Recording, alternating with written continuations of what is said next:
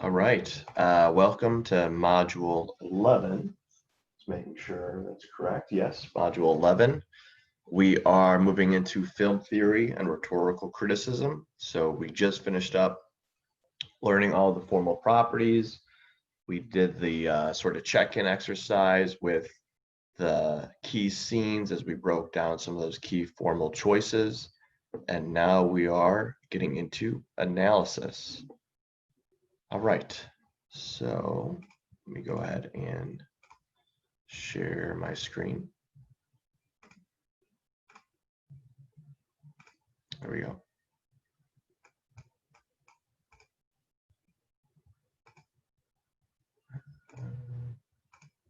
Okay. All right, so film theory and rhetorical criticism, that's what we're going to be talking about today. And I'm just setting my timer. There we go.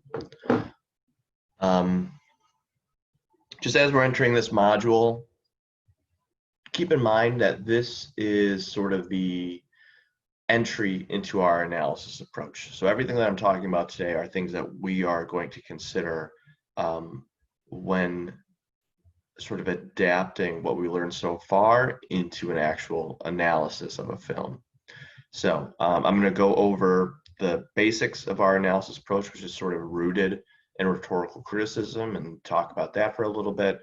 And then I'm going to introduce some of the film theories that you're going to use for your analysis work. Okay, so just as a recap, we know the formal properties of film at this point, right? That's what we spent the first 10 modules learning, essentially, from encoding on them via script-based choices, cinematography, and editing. Then we started to get into the idea of how these formal choices contribute meaning. That's what we did in the previous module, when we looked at some of those key scenes. And sort of just in collaboration, I guess, with that is we started to look at how films carry messages and how those messages are linked to the implicit meaning or the thematic objective. And I think I used this exact same slide on the previous presentation, but again, now it's just the idea that we're combining all these elements. Okay, so the way we are approaching film, and I think I said this since day one, is that we are looking at film as a means of communication. So it's the idea that the director is using the film as a medium for a message. And to just sort of offer a quick definition of communication, it's the transmission of a message through a medium from a source to a receiver. If you've taken public speaking or any other sort of introduction to communications classes, you've probably seen this before, and you're going to see the communication model that I'm going to show you on the next slide or the slide after that. We can already start to see how the communication model sort of fits with the idea that a film holds a meaning. So the source, or who is sending the message, in our case it's the director, right, the author behind the film, and then says what is the message. For us, that's going to be the thematic objective or implicit meaning. And then through which channel, that's the medium that's being used to send this message. For us, that medium is film. And again, film is also a piece of mass media because it's a medium that almost anyone can access. And then to whom is the receiver. And in this model, it's you, but just any audience member in general. So here's our little communication model. Again, you've probably seen this before. Now, I've been using this terminology throughout the semester, but I don't think I've ever fully defined it. But the idea that the director encodes a film with meaning through their use of the formal properties of film. And then our job, when we're analyzing it, is to decode those choices and interpret those choices. So to kind of go a step before, the idea of encoding the message, that's done from the initial source, the person who sends the message. So a message must be encoded where the idea / intent of the message is transformed into an understandable sign and symbol system. So in our case, that sign and symbol system is the, I should say, are the formal properties of film. So the tools of cinema are the sign and symbol system, how a director uses the 5 elements of cinematography, how the director uses order and sequence and duration of shots with editing, or thematic juxtaposition with editing, or montage or collision, what they're doing on script level encoding, writing specific lines of dialogue that act as thematic exposition. So again, they're encoding it with all these choices, and then when we receive the message, we start decoding it. So decoding the message, the receiver must then decode the signs and symbols of the message to unlock the intent / meaning of the message.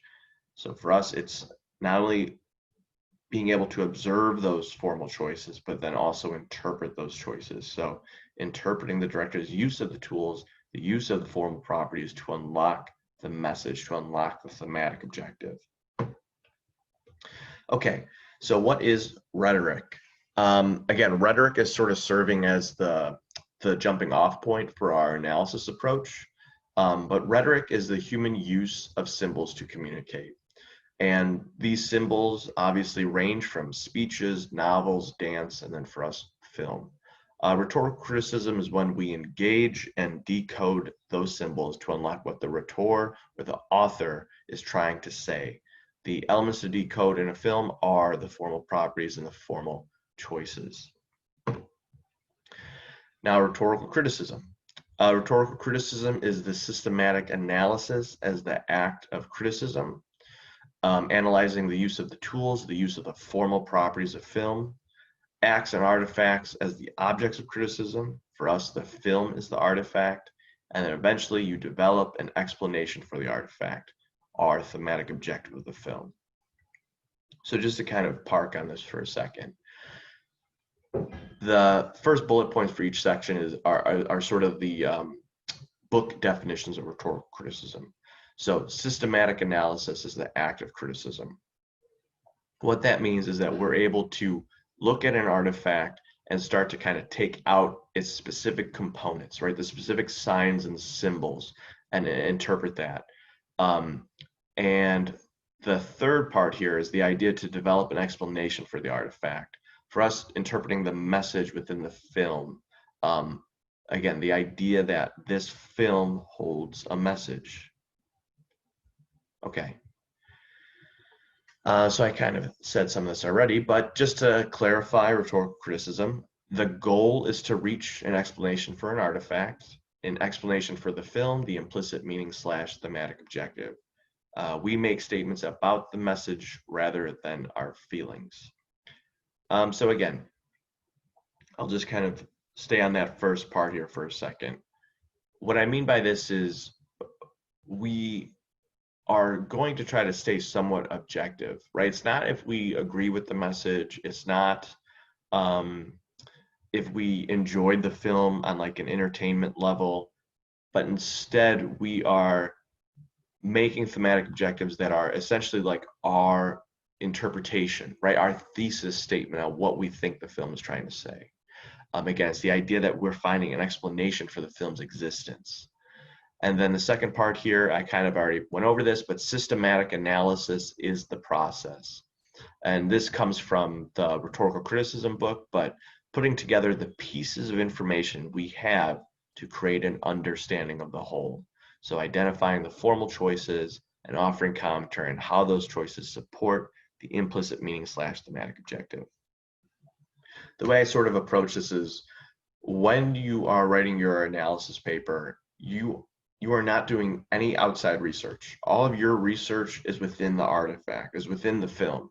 And because you now know all of the formal properties that go into making a film, and you can see all those small choices, that's your evidence, right? Saying that this choice was made to communicate this in support of your thematic objective, that's part of the analysis process. Again, the idea of putting together the pieces of information.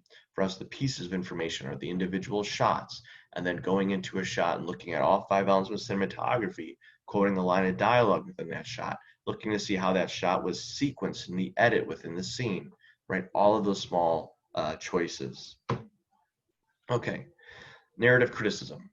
Narrative criticism is to identify the objective of the narrative, identify the features of the narrative in support of the objective, and then to assess the narrative.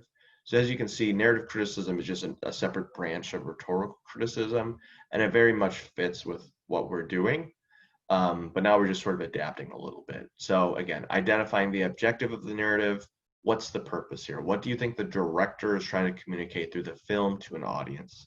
And then identify the features of the narrative in support of the objective. For us, this is filmic evidence, right? Identifying the unique features of this artifact, the formal properties. So what technical elements, what formal properties back up the thematic objective? Again, this is the idea of looking at a key scene and then investigating key shots within that key scene. And then finally, assessing the narrative, which is the assessment of the strategies used and the accomplishment of the objective. So essentially the assessment is, did the author, in this case the director, communicate their thematic objective clearly enough? Did they use the unique features of the narrative, in our case the formal properties of film, to communicate it successfully, or could it have been more clear? Was it maybe too obvious? But again, we'll talk all about that a little bit more. These are narrative criticism objectives. I introduced these back when I talked about the implicit meaning when we were looking at the script. And these are sort of used as primers for your thematic objective.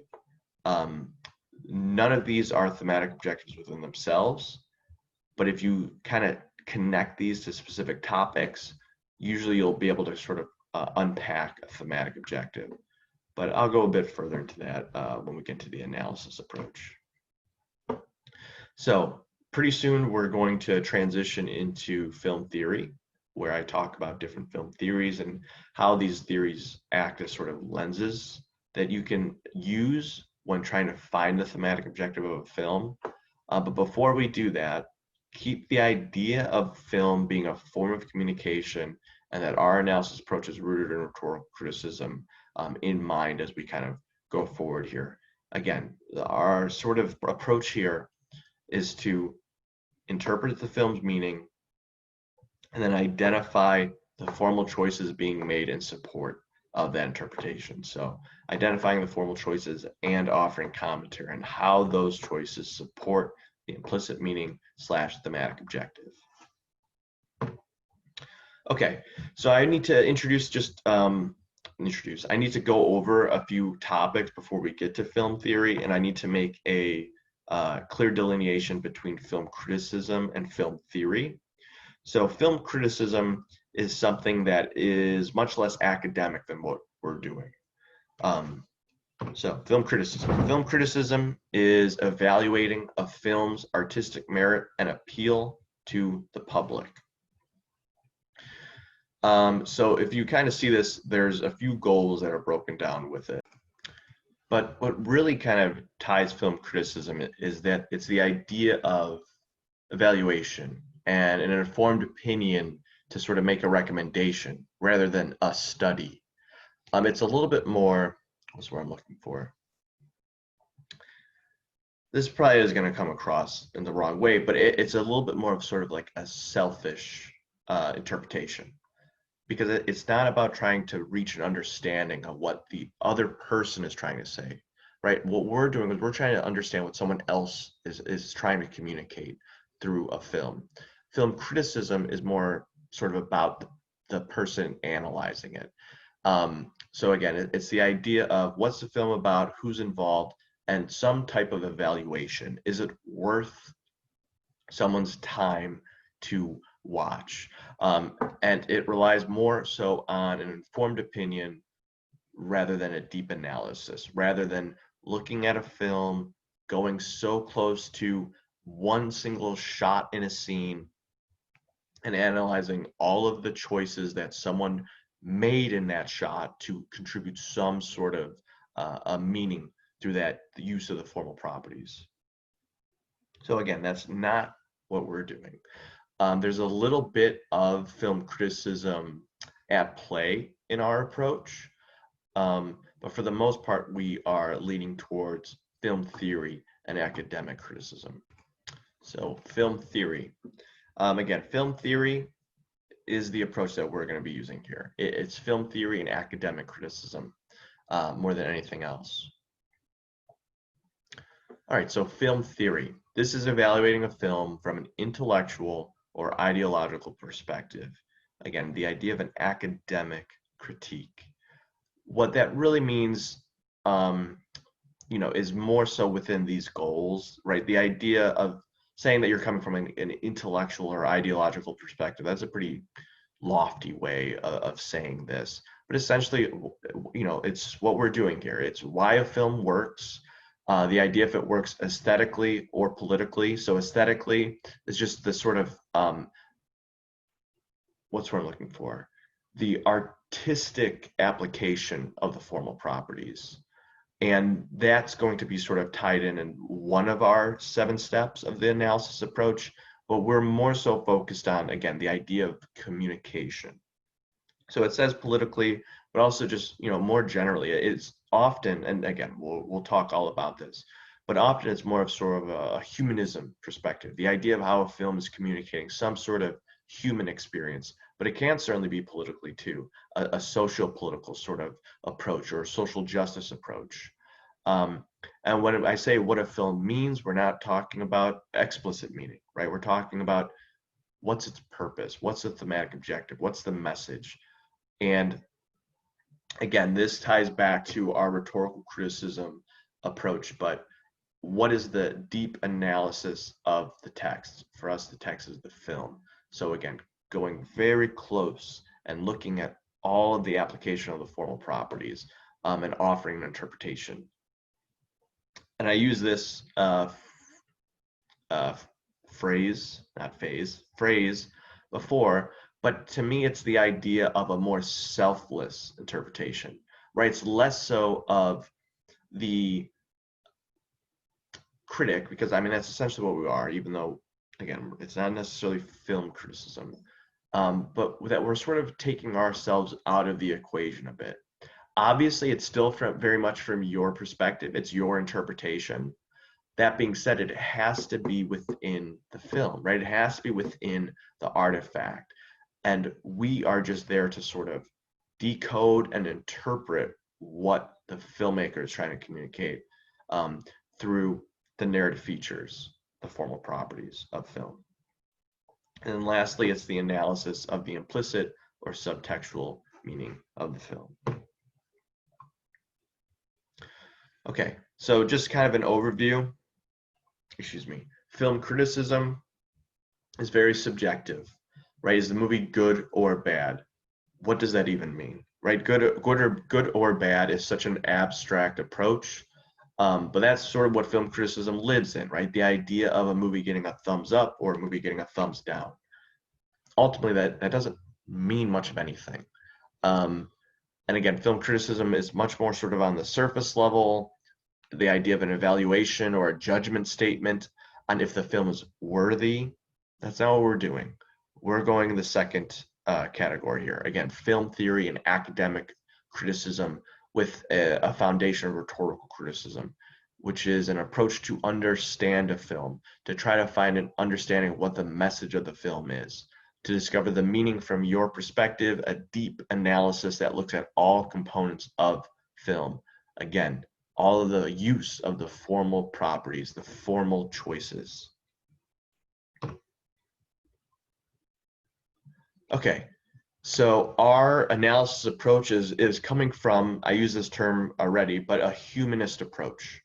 And again, sort of like the book definition here, is that a humanist approach attempts to make sense of the individual's emotional and intellectual experience of a film, to draw conclusions about the value of that experience, and then to communicate that value to others. So again, many films attempt to communicate sort of an insight into the human experience, right? That's what they're trying to share through this film. So this is our approach when analyzing a film, a sense of progressive interpretation, forward thinking. How is this film sort of offering some sort of different perspective on life or clarifying something? With this goal in mind, you can use film theories to help unlock the thematic objective. So not to make this confusing, but our sort of perspective is, again, kind of judging a movie on a humanist level, but we'll see how you actually apply the humanist film theory, which is a little bit different.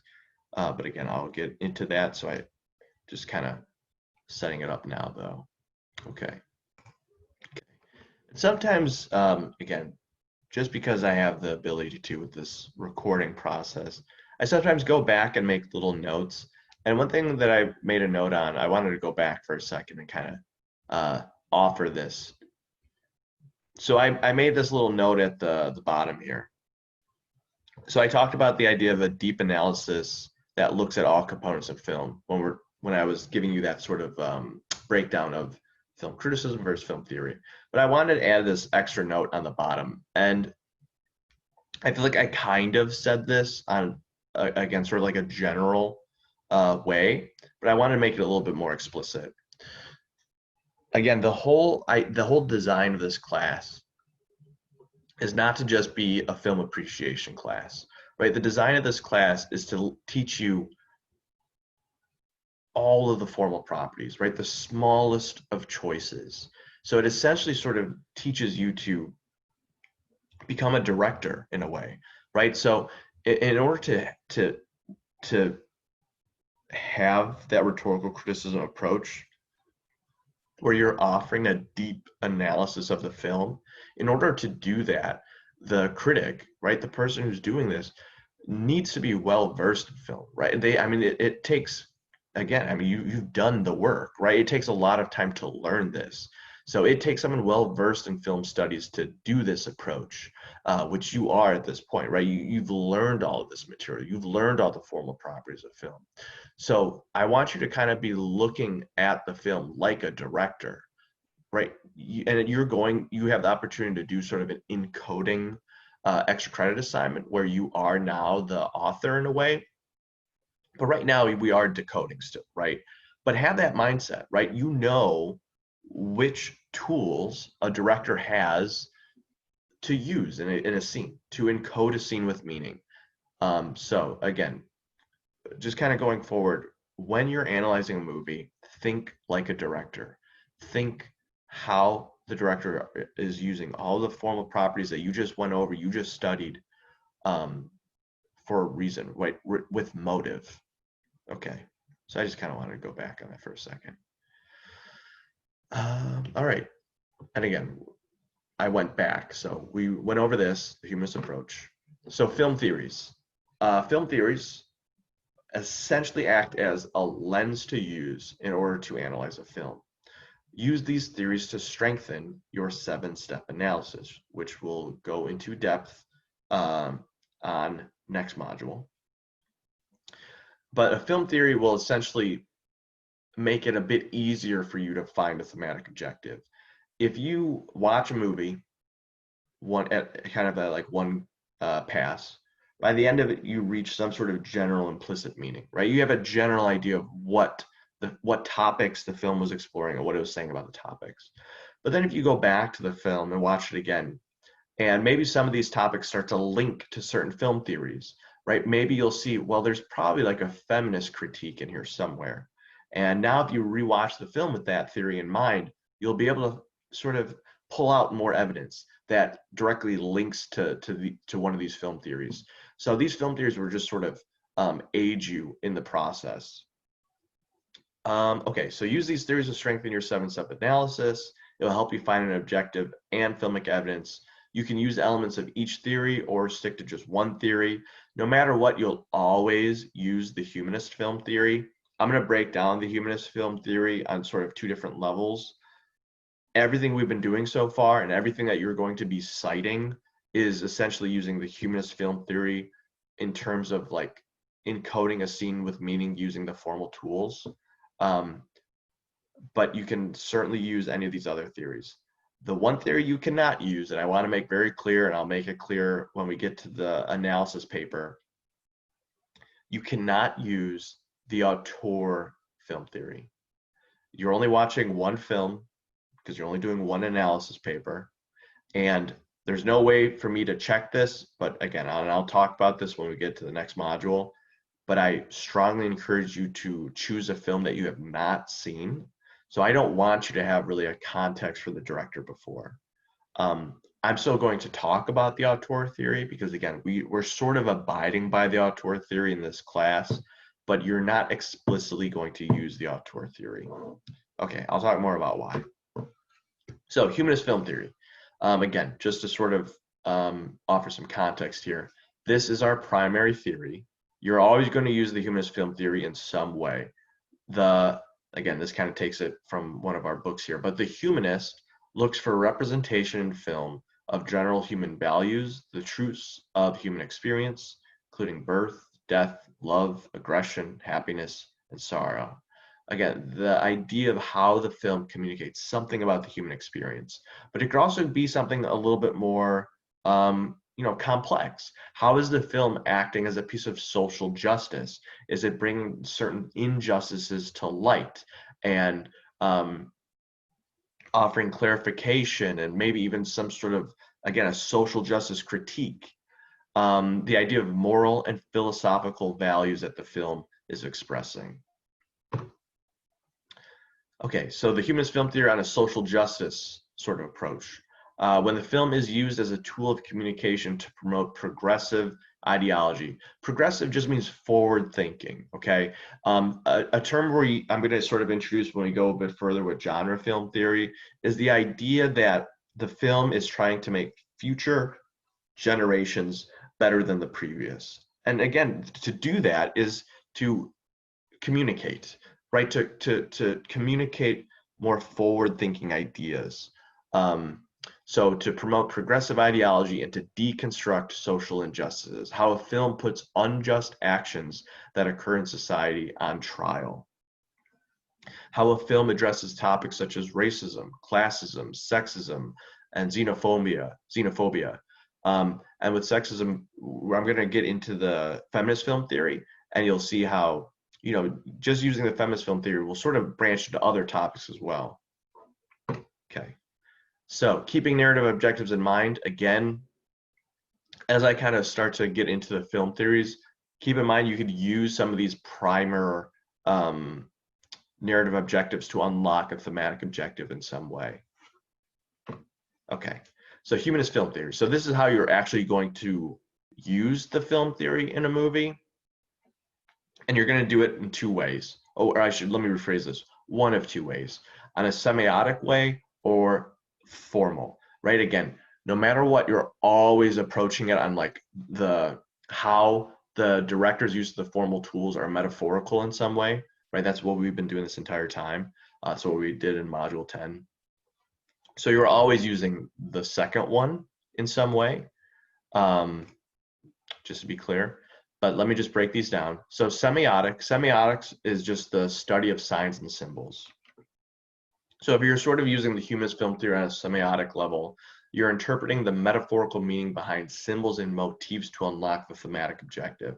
I'll talk more about this in a second, but to be more specific, it's tangible symbols, right? Usually pieces of production design in some way or props that reoccur throughout the narrative that hold some sort of metaphorical meaning. Now, again, the second part here is what we've been doing all along and I've been asking you about, but just investigating how the director uses the formal properties to offer some sort of comment. So formally, to interpret the metaphorical meaning behind the director's use of the formal properties, the formal tools, their formal choices. Excuse me, how is the director communicating something through their use of the formal tools? Script, all the elements of the script, narrative, plot as metaphor, character arc, symbolic characters, dialogue acts as thematic exposition, dialogue acting as character building, cinematography, looking at one key shot in a key scene, or many shots, right? It doesn't have to be just one. But again, just within one shot, you can talk about all 5 elements, the lighting in that shot, the details of the lighting, where's the shadows, where are the highlights, what's the color temperature, what's the color contrast, what's the shape of the shadows, what are the highlights choosing to expose in the scene, what's the lighting quality, is it low key, is it high key? Then you move into the setup. What's the setup of the shot? What's the shot scale? Wide, medium, close. What's the angle? Low, neutral, high. What's the position? Frontal, profile, rear, 3/4 frontal, 3/4 profile, 3/4 rear, etc. I'm doing this all top of my head. Lighting, setup, composition. So applying your rule of thirds grid. How is the director and cinematographer carefully composing all the various subjects within a frame? How are they using the left third of the frame? How are they using the center? How are they using the right third? How are they using the foreground? How are they using the background? Depth of field, is it shallow? Is it deep? Is there any sort of meaning of the application of a deep depth of field? Why do they want us to see the foreground and background in the shot? So that's composition. Camera movement. Is it a static shot, or are they using some sort of movement? Is it a dolly? Is it a dolly in? Is it a dolly out? Is it handheld? Is it controlled? Are they using a zoom? Are they trucking with a subject? Are they tracking with a subject? I think that's about it for camera movement. Color palette. What's the color palette in that one shot? Consider the color patterns within the frame, right? So in the mise-en-scene, through the rendering of the production design, what colors are you seeing in the tangible elements? Second part of there is, again, back to color temperature. Is the color temperature sort of contributing to the overall color palette of the shot? Are you seeing a color contrast between the colors in the production design versus the colors in the color temperature? Are you seeing a mix of color temperatures in some way? And then is there any sort of post-production filter being applied to apply a look to the shot? Okay, so that's just cinematography in just one single shot. You could pull all that evidence out of. You did it for reflection paper 2, I believe. I'm trying to remember. But yeah, reflection paper 2, you looked at one single shot and, you know, should have written like a page full of text on just talking about one shot. And then editing. Again, don't let editing get overwhelming, but how is the director using sequence? How are they using ordering of shots, duration? Do we hold on this shot for an extended period of time? Why? Is it a long take? Why? Are we cutting quickly away from this shot? Why? What are we cutting to? What's the next shot in the sequence? How is that sort of informing the previous shot? Are they using additional editing techniques like montage editing, parallel editing to sort of comment on one scene in relation to another scene? Other post-production techniques like film score. How is the film score sort of adding emphasis to the scene? And what else am I thinking? Sound design as well. You can investigate. Again, you spent all this time doing it. And now you're just starting to see how are these choices metaphorical. Go back to that, I was going to say scene, that video with Noah Baumbach, as he talks about how all of those little choices that he was making in the scene for Marriage Story were metaphorical, right? They were contributing meaning in some way. Whoops, okay, there we go. So the one that we didn't spend a lot of time with is the idea of the humanist film theory at a semiotic level. So symbols are visual or auditory representations of another object. Usually the symbol is part of the mise-en-scene, is part of the production design, anything tangible within the frame. So props and production design. Often a symbol, if it's supposed to be meaningful, right? If it's supposed to have some sort of interpretation behind it, then it's often a motif. And a motif is just something that reoccurs. So if a symbol becomes a motif, then it's a reoccurring visual, sound, or narrative element that contributes to the narrative meaning. And then eventually you want to interpret that. So you find a metaphor. How is the filmic element symbolic of a theme or topic? And we'll do a video exercise with this as well. Okay, the other film theories. So think of these other film theories as supplemental analytical features to the humanist film theory. For the most part, if you use one of these other film theories, you are also going to be using the humanist film theory, specifically the humanist film theory as like a formal encoding. Auteur theory. Again, I'm going to go over it, but do not use it for your analysis paper. I already told you why, but again, just as a refresher, the auteur theory, which we'll talk about today, asks you to evaluate a film as part of an oeuvre, as part of the filmography of the director, which is not what you're doing, right? You're watching one movie for the analysis paper, and you're analyzing that one movie as its own artifact. So you're not comparing it to other films from that director. Okay, I'm surprised I'm starting with the auteur theory, but okay. The auteur film theory. This is the idea that a film has an author. So again, in some way, we are sort of going with the auteur theory because we're saying that the director is the rhetor, right? They're the person who's responsible for the artifact. As we know, there are many people who are part of the process of filmmaking, but just to make our analysis a little bit more manageable, we're using this in some way. But the specifics of using the auteur film theory is it's the idea that you're evaluating the film as part of the director's filmography, as part of their oeuvre, which is something you are not doing for the analysis paper. It's the analysis of thematic motifs across the director's filmography, common traits and characteristics in their characters, usually through their protagonists, specifically like behavioral traits, recurring ideas and attitudes expressed through plot, character, and theme, patterns of style. Patterns of style just means patterns of their formal approach. So again, many directors just subjectively like certain applications of the formal properties. And eventually you get to the part of sort of charting the progress of the auteur's talent from one work to the next. Okay, feminist film theory. So just as a primer here, the aim of the feminist critic is to uncover the hidden structuring devices in any medium whereby the male maintains dominance and reduces the female to a passive position. So, to be clear, film, unfortunately, is and has been a very sort of male-dominated medium, right? If you go back to film history, most films are made by, white males. Uh, Luckily, that's changing, right? We're starting to see a push in more diverse voices, but this is why the feminist film theory is so important to use as a film theory, is to investigate how we are seeing sort of, gender stereotypes either perpetuated or subverted.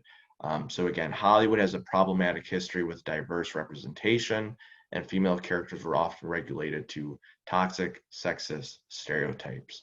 We're going to see a couple of stereotypes in the example, but you'd often see female characters in passive roles. The stereotype of the damsel in distress that's in need of rescuing. The concerned wife that's in there as sort of a supportive role for the male protagonist. Also, often women were sort of photographed as sexualized objects, which we'll see with the use of the male gaze, Laura Mulvey's The Male Gaze film theory. Okay, so kind of going to the next step here, how you would actually apply the feminist film theory. On one level, it's a sociological approach. And this is the idea of investigating the relationship of women's roles on screen to the reality of women's lives. So to be more specific, how a film is trying to communicate maybe certain stereotypes and make sure you break those down, right? If that happens, point them out and address it. But how specific gender models and stereotypes in films are being perpetuated, or how they're being subverted, or how they're sort of investigating how these stereotypes are used in maybe certain genre films and how they're subverting them and sort of shedding light on this. Semiotics, again, this is a study of signs and symbols, but to decode the cultural and cinematic coding of a female character in a given film. Again, I don't know if I mentioned this before, but since teaching this class remotely, I changed our lineup for films. And I used to show a film called A Vigilante, and it's one of the films that's going to be on your companion film list. But that film is something that's very conscious of its approach to the cinematic coding of a female character in like an action film. And the director, Sarah Degar Nixon, is sort of reinventing the action hero in that movie. And that's an example here. And then the third part is Laura Mulvey's The Male Gaze. And this is how the camera objectifies female bodies by isolating body parts through framing for titillation. So again, that's something we've seen throughout history, and Laura Mulvey coined this film theory where the camera, just through shot scale, is literally locking off female bodies in a way. And again, if that happens in a movie, make sure to call it out, and to offer criticism on that choice. And hopefully, if a film is sort of referencing that, it's doing it in some sort of conscious way or subverting it in some way. I'm trying to think of any examples in a movie we might see. Maybe somewhat in The Naked Kiss, but we'll talk about that when we get to that movie. Okay, then we have the genre film theory. And I'll go further with the genre film theory with our special topics presentation. And we've kind of already used this, right? We used this, I was going to say week one. I'm so used to doing it in weeks rather than modules. But our third module, right, with film history, when we started to see how films were being updated for the times and sort of remixing genre tropes. But as a reminder, genre is just the categorization of narrative films by form and or content. Genre tropes are recurring themes, situations, settings, character types, and plots. And we can see that genre and the way genre tropes are remixed serve as reflections of society and unique expressions of art and the artist. The one to focus on is the first part here. But if you're using the genre film theory, you're sort of comparing and contrasting how this film plays within the genre. So if you're going to use the genre film theory, make sure you have some sort of knowledge of the genre. It doesn't have to be extensive, but just that you have a general idea. So you would analyze and contrast elements found in films of the same genre. Again, how it's updating genre tropes, how it's subverting genre tropes. If you're watching maybe an older film, how it's inventing certain genre tropes. You will most likely be examining how a film subverts genre tropes in relation to the humanist film theory. So, for example, subverting a toxic trope to recontextualize a subject for a modern audience. And I used this quote before, but it's the intention to make the next generation better than the last. So for our special topics video, I show two scenes.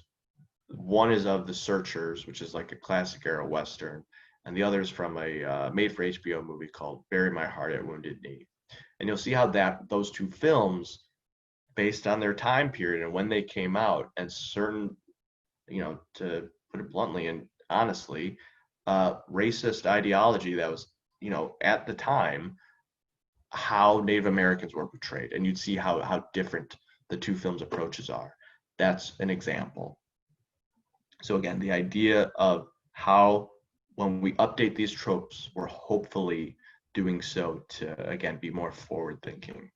Okay, then we have satire film theory. So this is the use of humor, irony, exaggeration, or ridicule to expose or criticize a topic. And to be more specific, you'd be using socio-political satire. And with socio-political satire, the film is offering a meaningful political critique. It's the idea that if you approach a very sort of, weighty and important socio-political topic, if you approach it in a humorous way, right, and you allow the audience to sort of laugh at it in some way, it immediately makes the audience start to question it, right? Why am I laughing at it? Why is this topic now being mocked? So by making the political subject humorous, audiences are able to engage with the political subject. They can examine and question the topic. Important social political issues are humorously boiled down in a simple, approachable manner. It's the idea of bridging divide between philosophy and general public. Okay, then we have the social science theory. I'm going to make this one clear, but you're investigating how the film acts as a social artifact of its time of release. So this is an anthropology, sociology, and communications-based approach. You describe how the film reflects and affects society as an institution. You look at the historical context of the film. So I'm going to pause here for a second. So you can already start to see how this sort of overlaps with the genre film theory. And often these film theories will overlap. But if you're going to use the social science theory, remember, you're looking at how the film reflects society when it was released, not what time period the film is set in.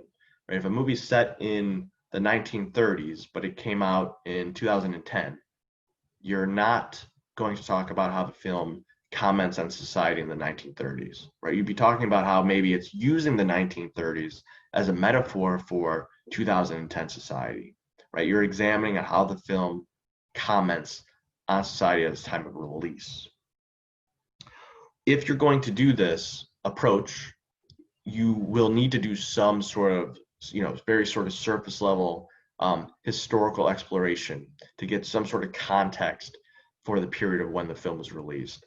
And for, I'm trying to remember, for The Naked Kiss and for Lahane, for those punch discussions, we're going to use, at least in part, the social science theory. And you'll see, my example of that, and we do a little primer presentation. So again, you're looking at the film via historical context. Is the film responding to the society of its time?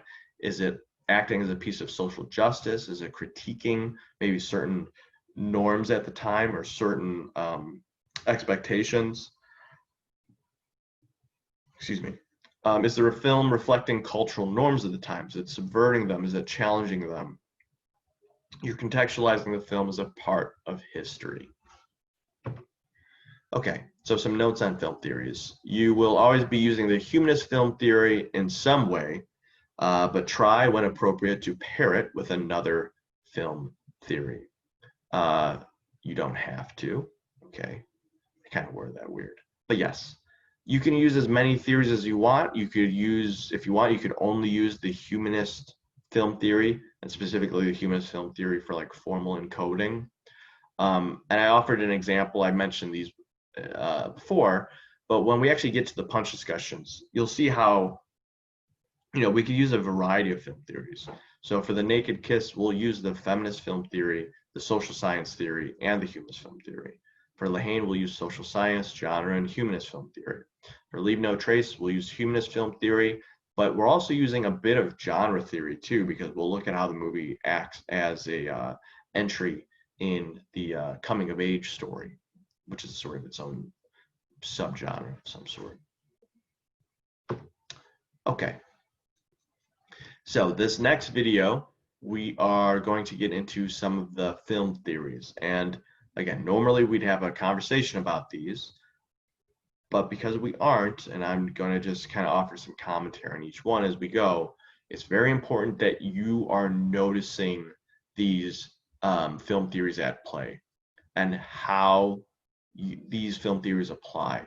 So just to kind of give you a bit of a primer here, what we're going to see is one long video that features scenes from films that I want you to use the specific film theory as a sort of lens for that scene. So to kind of set it up, the first scene you're going to see is going to be for our humanist semiotic film theory. And it's going to be, this example is actually like 3 scenes, but it's from Citizen Kane. And you'll see a snow globe featured in the film. And the snow globe is a motif because we see it reoccur throughout the film. And you are going to see it 3 times, right, in 3 different scenes. And I want you to find the interpretation.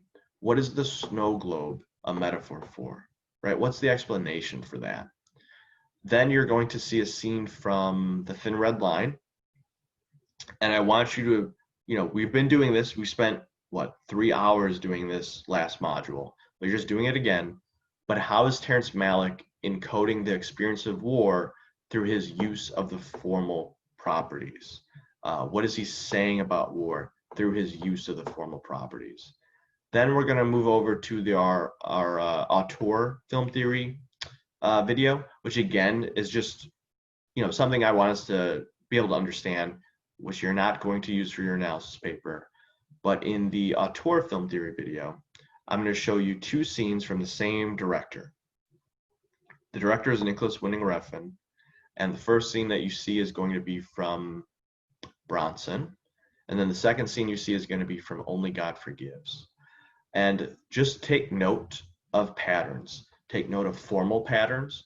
What are similarities in, say, lighting you're seeing? Maybe some other elements of cinematography, but I think the big one is lighting.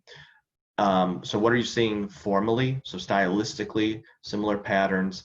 And then what are you seeing thematically? What topics does it seem like he's kind of concerned with? Then we're going to see the feminist film theory video.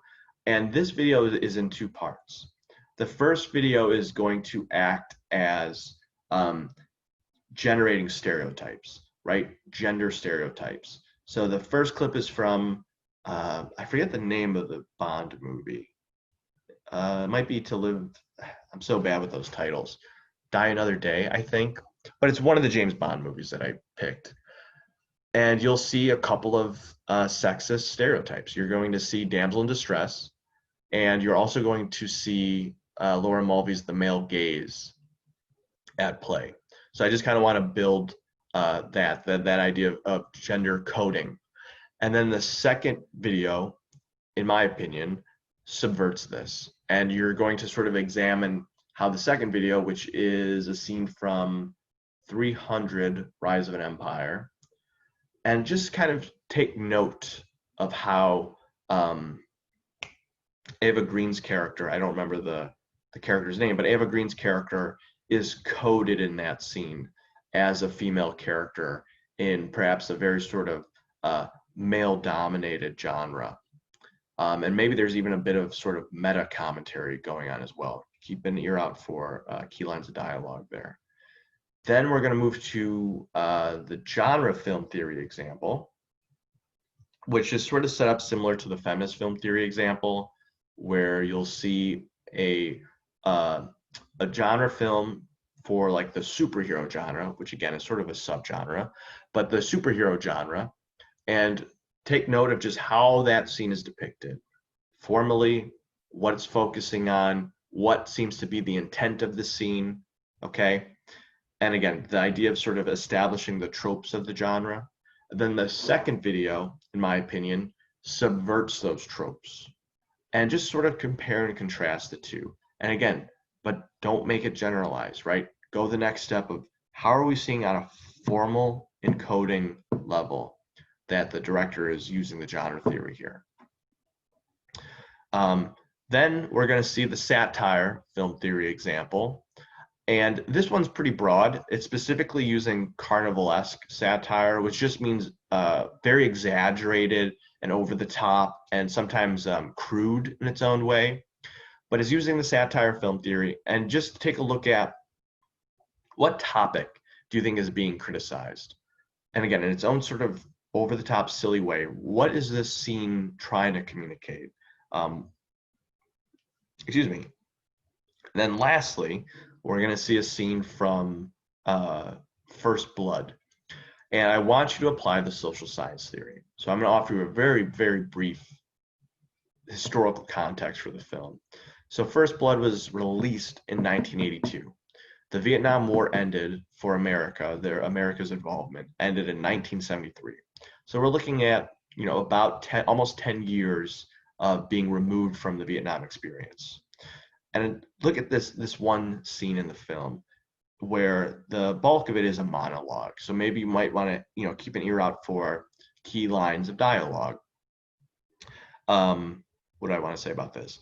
And when you watch this scene, consider it as a piece of history, right? 10 years removed from the Vietnam War. What is the film trying to say about culture and society at the time? What experience is it trying to communicate to an audience? Okay. So after I set all those up, let's actually watch the video. And again, it's very important you take notes and participate here because you need to know how to apply these theories. All right. So there we go. There we go. And as always, each one of these clips will have their own, I believe I give each one their own title card, so it'll be pretty clear on how to keep up with each one. Okay. Bum, bum, bum.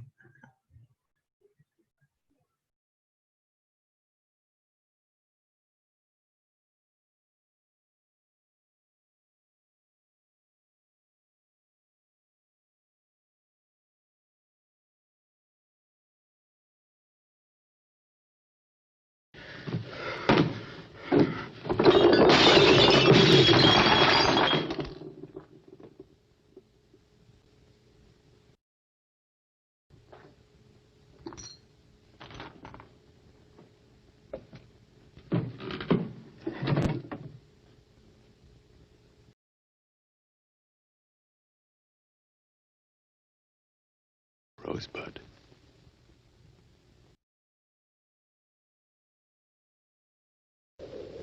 Come on, boys! We're Union first! Be careful, Charles. Kane. Pull your muffler around your neck, Charles. Kane, I think we shall have to tell him now. Yes. I'll sign those papers now, Mr. Thatcher. You people seem to forget that I'm the boy's father. It's going to be done exactly the way I've told Mr. Thatcher. Hurry now.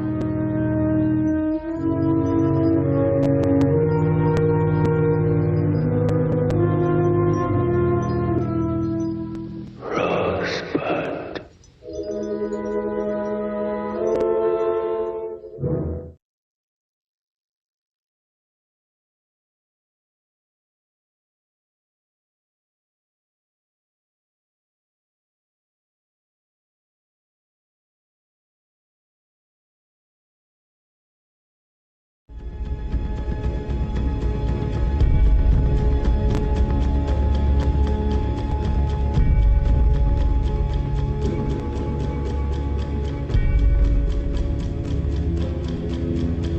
This great evil,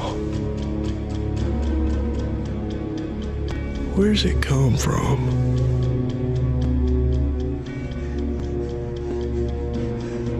How did it steal into the world?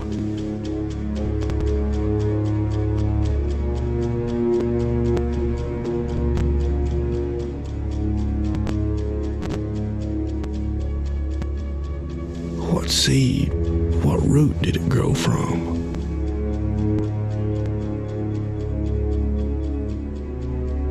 Who's doing this? Who's killing us?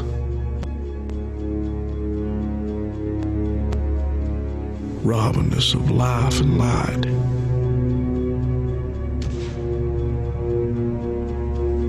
Mocking us with the sight of what we might have known.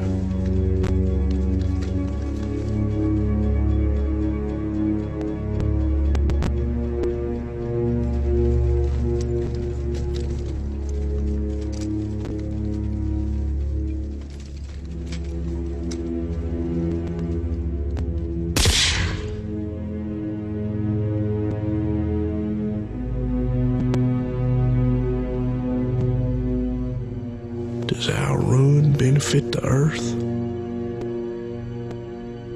Does it help the grass to grow, the sun to shine?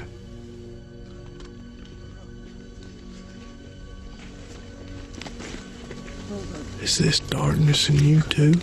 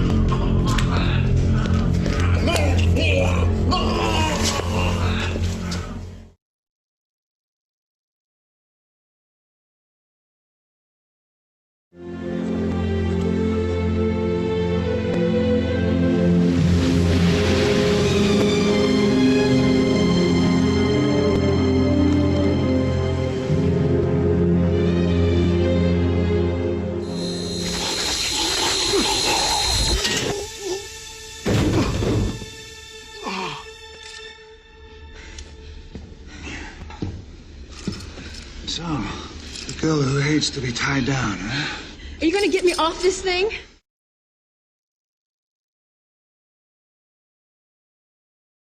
Today we will dance across the backs of dead Greeks. Today we deliver submission. Today I want to feel Themistocles' throat beneath my boots.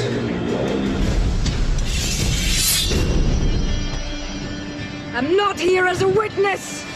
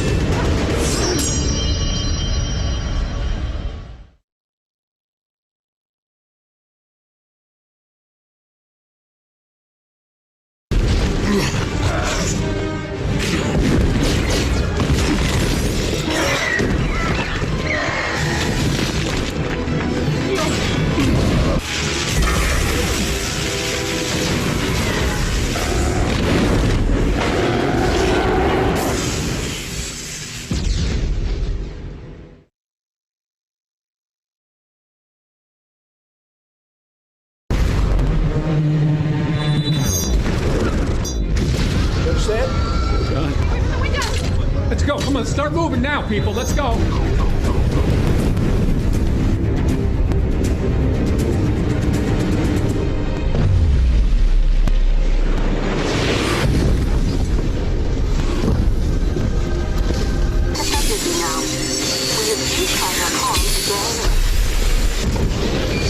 Heavenly God, creator of heaven and earth, have mercy on my soul.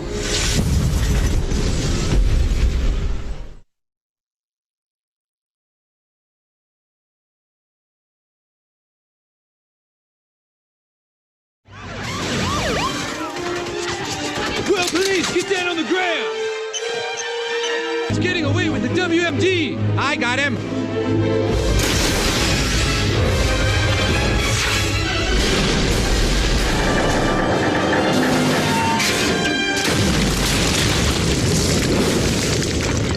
Damn, I missed him! Sarah, he's got the bomb. You gotta fix it. I got him, Carson. He's heading for the Louvre. Your plans are over.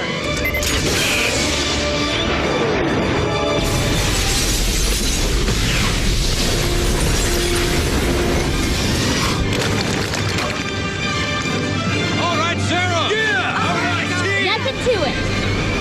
All right! Bonjour, everyone. Don't worry, everything is boom. We stopped the terrorists.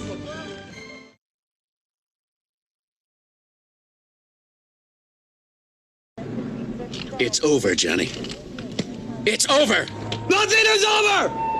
Nothing! You just don't turn it off! It wasn't my war! You asked me, I didn't ask you! And I did what I had to do to win, but somebody wouldn't let us win!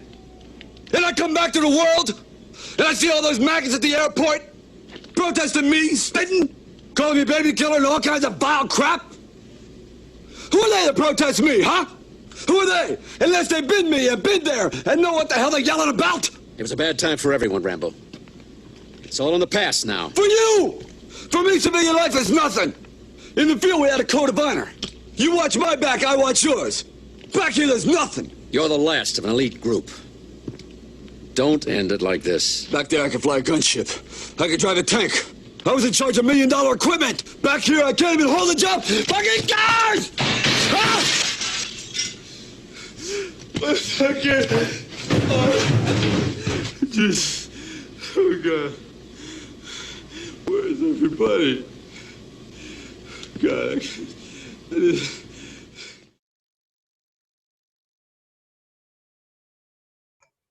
I'm going to pause it here for a second. I forgot to mention this at the start. This is not a film theory, okay? But when I was editing this video, I noticed this edit mistake, and I wanted to point it out. So just take note. You'll see the prompts, and we'll talk a little bit about it after, just very quickly. Okay.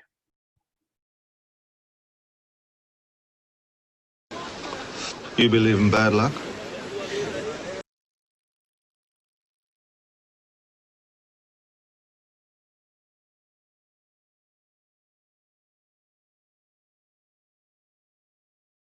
Okay, so just because we're there, we'll talk about that little continuity error. So as you know, right, with editing, they for dialogue scenes, usually we shoot sides, right? You guys know master scene technical by now, and that's what they did here. So you know, we shoot Pierce Brosnan's side of the scene. And again, I'm sure you can tell the basics here. He's favoring the right third of the frame. Halle Berry's favoring the left third of the frame. They stay on their thirds as we cut between them. We have an over the shoulder of Halle Berry to Pierce Brosnan, who's sort of in a medium close up. You can even use your rule of thirds, grid his eye lines as near the top line, blah, blah, blah. And then we see him smoking a cigar in this shot. Okay, and again, we film him do the entire scene in this setup. And when they were editing this together, the blocking didn't quite match, right? We see him take the cigar out of his mouth in this shot. But when we cut to Halle Berry's side of the scene, notice the cigar is in his mouth. So that's just a continuity error. If you've heard that term before, that's what it means. Usually when you're resetting the scene in some way for, again, in this case, when we turn for Halle Berry's side of the scene, they didn't properly reset. But just a small little thing that I noticed, so I wanted to throw it out there. Okay, so let's talk about each one of these. I'm not going to go back to the PowerPoint. We'll just talk about them as we go. So the first one was our humanist film theory, specifically on a semiotic level. What was the metaphor for the snow globe? And again, it's very important that even if you're not answering out loud, that you're sort of internally going over this.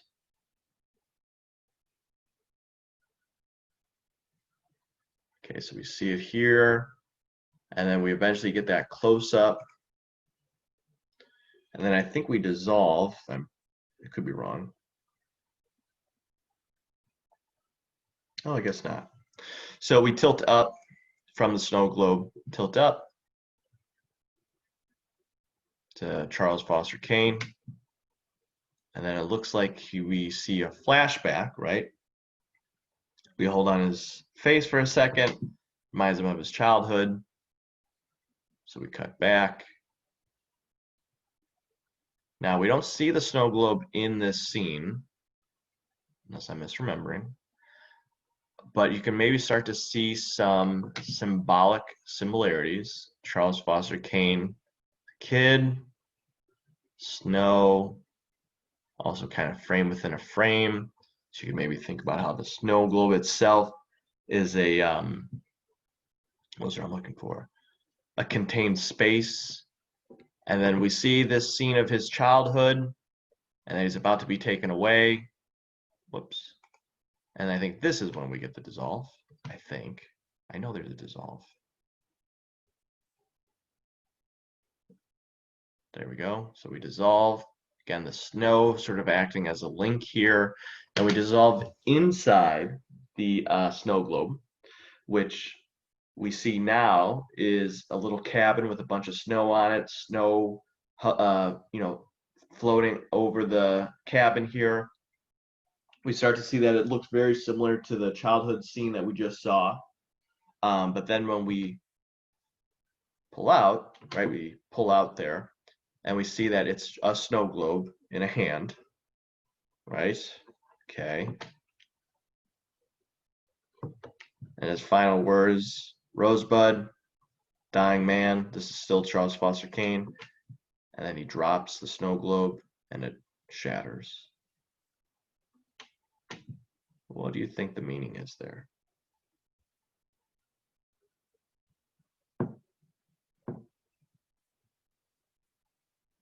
Okay, so hopefully you're reflecting, you have some take there. Now I'll offer mine.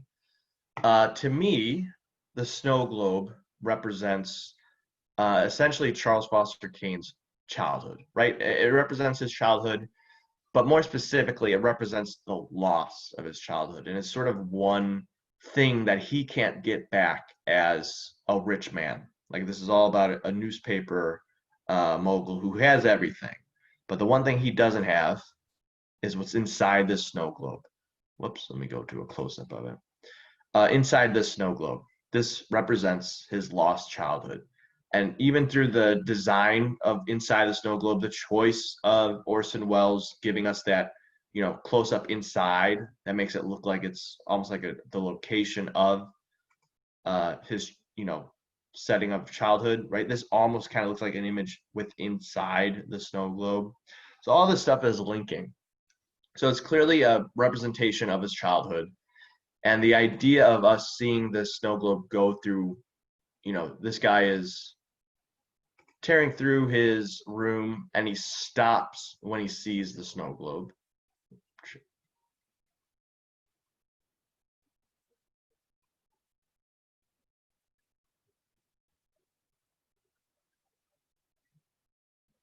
Okay.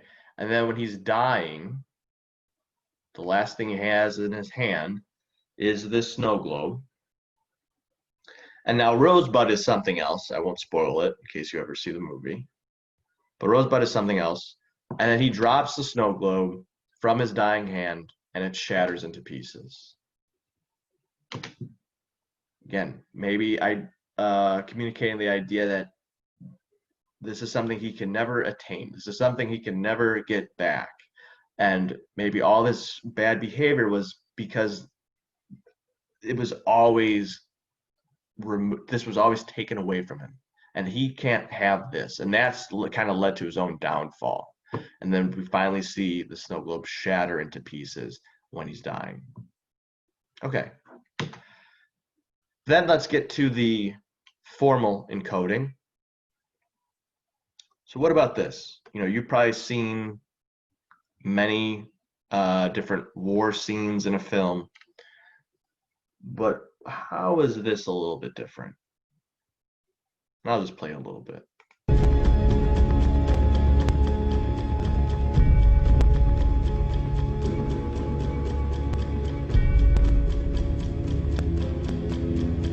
This great evil, where's it come from?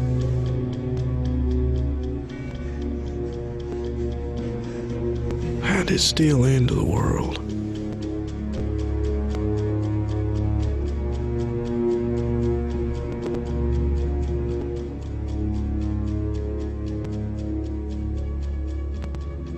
What seed, what root did it grow from? Okay, so I'm going to stop there. What do you think Terrence Malick is trying to communicate here? Again, through his use of the formal tools.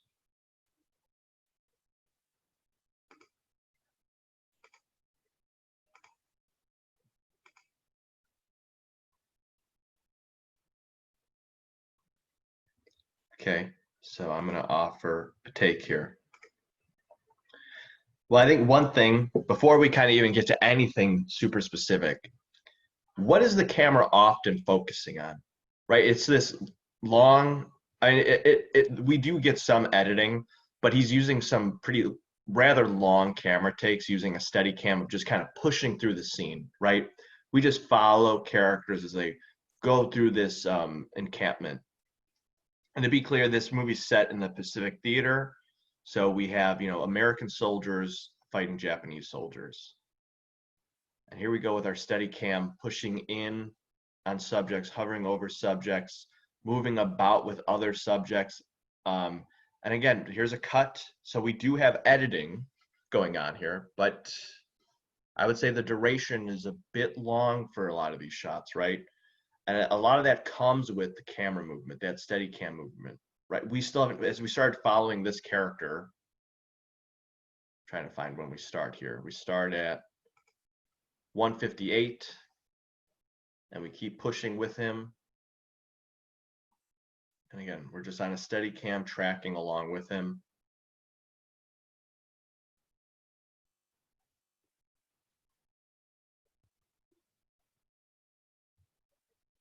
And we finally get a cut.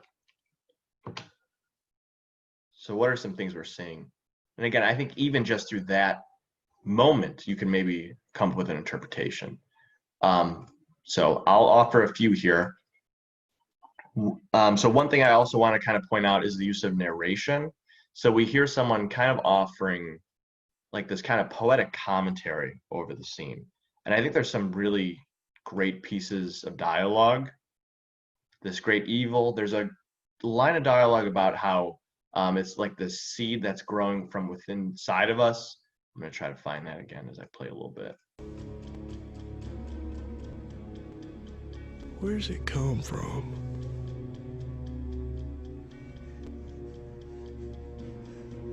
How did it steal into the world?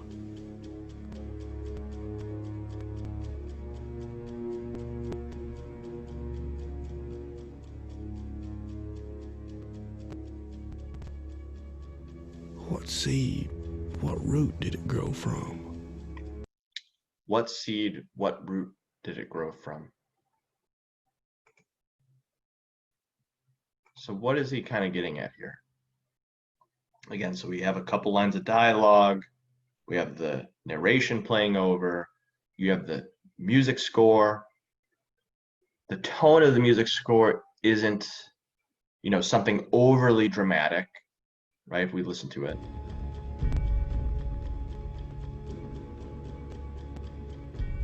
Also notice his use of sound design. We're not hearing sounds of anything really diegetic. We do eventually, when we start hearing gunshots. I think that comes a little bit later.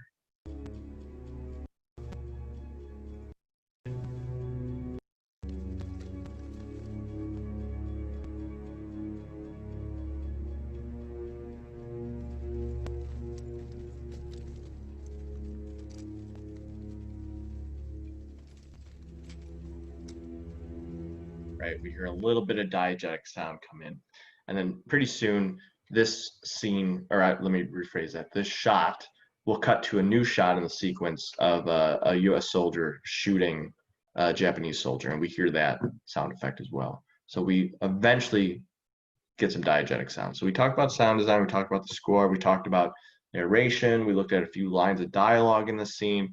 I talked a little bit about the camera work. The camera work is using a steady cam as we just kind of move freely throughout the scene. As we follow different soldiers in the scene, the camera will break away from US soldiers and start to focus on Japanese soldiers who have surrendered at this point and are clearly scared, fearing their lives, focusing on corpses in the scene. So what do you think he's trying to get at here? And again, I think most of this is camera work, but there is a pretty, I think, a strong editing choice. We follow this US soldier coming from. We follow this US soldier come through the encampment, and as we follow him, we see him, tear down the set, pull down papers, and even like parts of like the huts. And as we push through with this US soldier, we also see him shoot someone sort of off screen. You don't see it, but you see him. It's coming up pretty soon here, right here, right? You see him do that. And if you follow it before, you can see there's like a Japanese soldier on the ground who's maybe still alive, and he shoots him. And then we get our cut coming up in just a second. And also take a look, or I guess look and hear, I have it on mute, but this is the line of dialogue that comes in when we're still following this soldier, and then we cut to this soldier. Okay, so we get this cut after we just followed a soldier sort of representing a destructive force.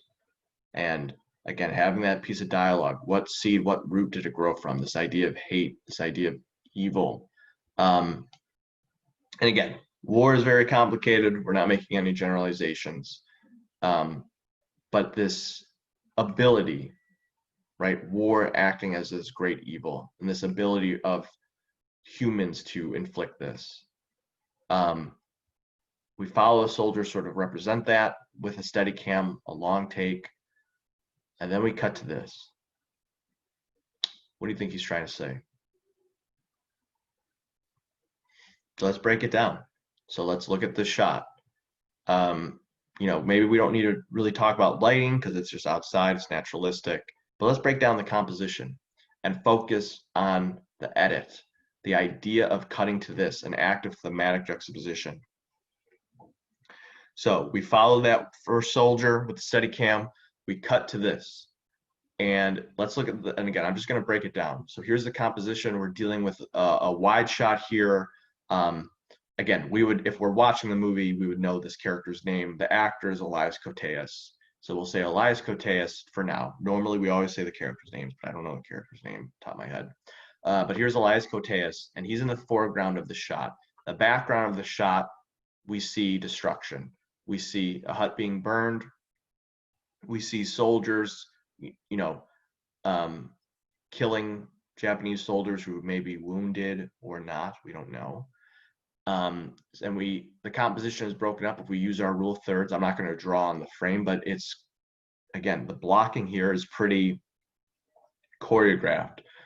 Soldier in the left third of the frame, soldier right behind Elias Koteas, another soldier in the center right, I would say. Excuse me. Then we have a few other soldiers on the other right third of the frame. Excuse me, but it's a shallow depth of field, and the background is a little soft, and the foreground is in critical focus. Terrence Malick wants us to be looking at the actor, Elias Koteas, emote. And again, think about order of shots. I'm going to play it again. And you can even, I didn't even do this intentionally, but think about what shots we see before we get that long take of the soldier.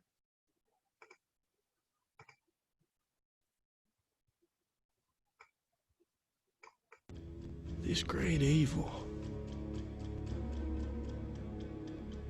where's it come from?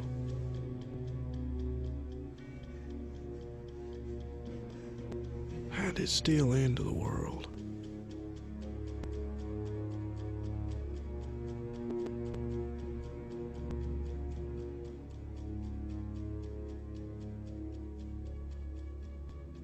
What seed, what root did it grow from? Okay, and I was a little late on my pause.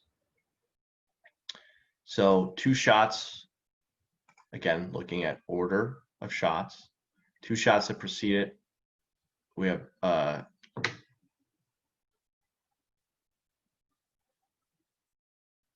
it's hard to even kind of describe that setup because, again, we are using a steady cam and the composition's moving, but we push in on Japanese prisoners of war crying out. We then cut to a Japanese soldier crying in pain. Then we start to get some dialogue over those shots. Where does it come from, this great evil? As we follow this US soldier, we see him again tearing apart sets, stealing things, shooting a Japanese soldier on the ground. We keep following him. We get more dialogue coming pretty soon. What seed, what root did it grow from? Cut to Elias Koteas acting as a comment of sort of the tragedy of the situation. What is his facial expression? Look at the acting, okay? Again, all levels of encoding to communicate what about war? To communicate destructive force, to communicate loss of humanity, loss of compassion. Our one sort of link of humanity is this character right here, having this very key composition, destruction in the background. And again, we just saw it also editing with the 3 previous shots that were sequenced before this. It's all linking to the idea of this sort of greater loss of humanity in war that we just saw in that sequence. And again, we could probably keep breaking this scene down more, but that's kind of what we're getting at there. Okay. So let's go to auteur. Again, I won't spend too much time on this one because, again, we're not going to use it, and I'll talk a little bit more about it when we get to special topics. But what were some formal similarities that you saw between the clips with Bronson and with Only God Forgives?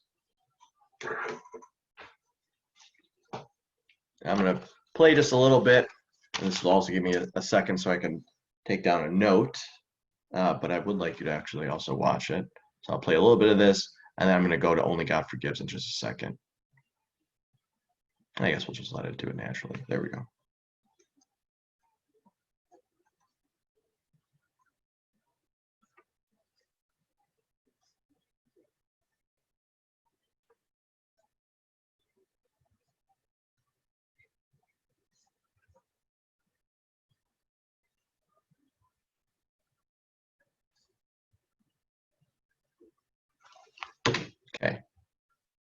So what do we see here?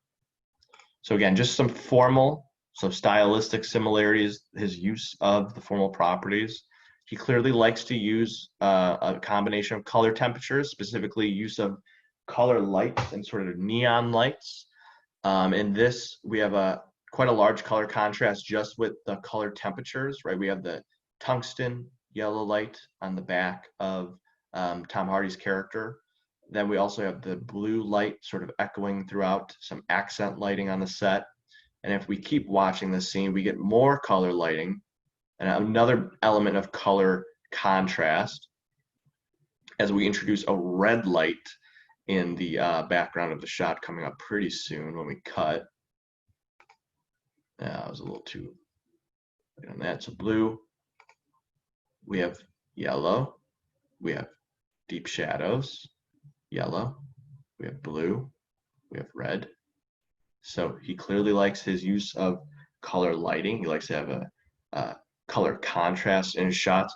Also, just generally, we can start to see some stylistic lighting. Look at the design of the lighting in this shot. Characters in the background are in silhouette, except for this character here, who seems to be like his fight promoter, because we get that beginning shot of him sort of whispering in Tom Hardy's ear. Tom Hardy's lighting as well is quite expressionistic, which just sort of highlights on the top of his body while everything else is draped in shadow. So he clearly likes his stylistic lighting, quite expressionistic. Again, use of color lighting, use of pretty strong shadows, right? We're kind of dipping into low key here as well. You can also see for an editing, we hold on this shot for quite a long time. There's a bit of slow motion being used as well. We can also see for his compositions and use of setups, he likes to keep his frame pretty wide, right? We don't get a lot of close-ups. We're dealing with a lot of wide shots in that scene. Also, listen to the music.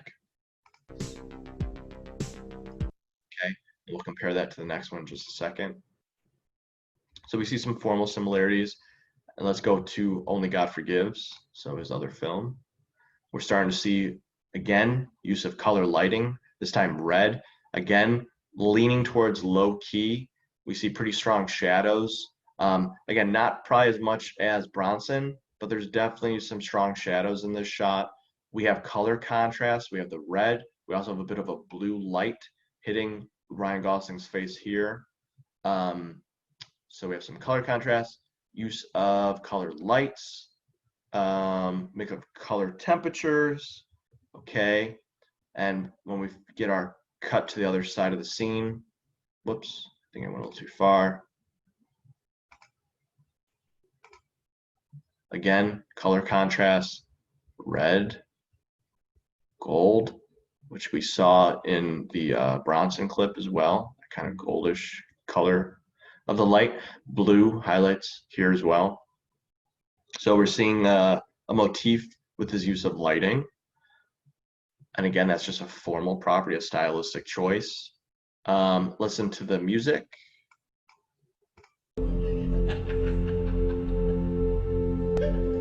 That sort of ambient drone. Again, both are electronic. This obviously is much different. It's much faster and there's more beats. This is more of sort of a drone, but it does change when the violence starts. Okay, so we see some stylistic things. We won't, again, I know I said I won't spend a ton of time. Here I am spending a lot of time. But let's also look at maybe thematic concerns. What are the subjects in these two scenes? What are the topics being explored? One's just, it's a fight scene, obviously. But are there any maybe details of the fight? Do we see, does it seem like Tom Hardy's character is enjoying this process, or does it seem like it's something he's being forced to do?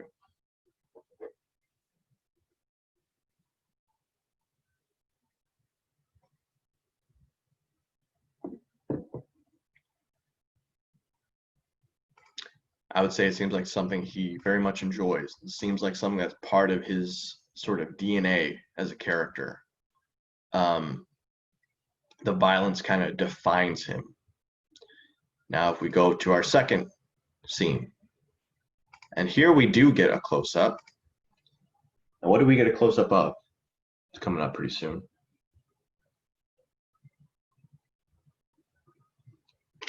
What do you think the comment is there with this composition? The red lighting, the hands growing into fists. Okay, so again, I think maybe if you make a connection to these two scenes, there's an inclination to violence, and maybe there's a comment on masculinity and toxic masculinity and the expression of violence for both of these characters, because that's what we also see in this scene. Without any sort of context, we just see our character lashing out with violence, and again, allowing that violence to kind of define him. And if we cut to that shot here in the hallway, again, you see another pattern of the lighting. I didn't mention this before, but we also see same thing with the Bronson clip. Refn clearly likes to have his compositions to be pretty wide in framing, so he likes to use wide shots and be pretty strategic with his compositions. Okay, so I think that's enough there. Okay, so let's talk about the feminist film theory.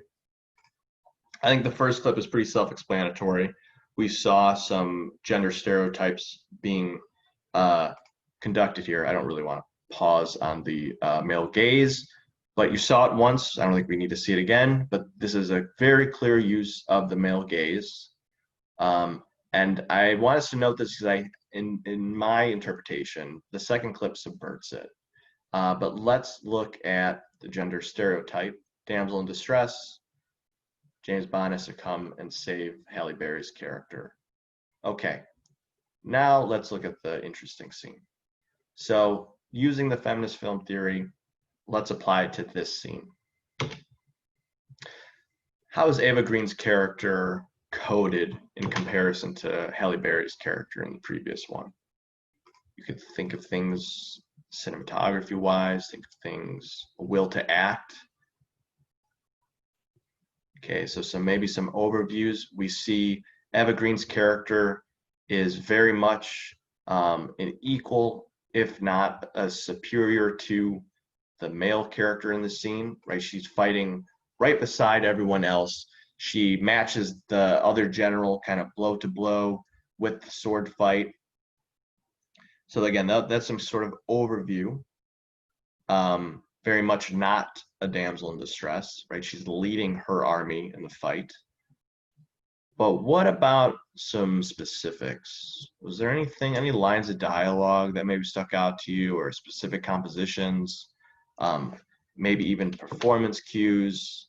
That's a weird shot to pause on. I didn't mean to pause on such a graphic shot. But to me, I think there's some deliberate subversion of the male gaze.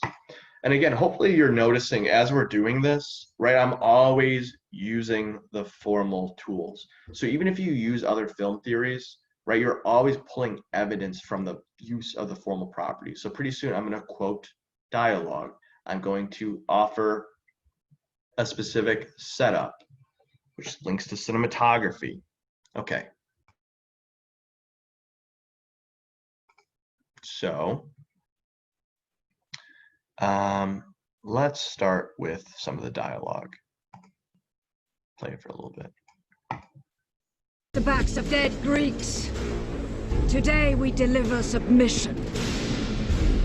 Today I want to feel Themistocles' throat beneath my boots.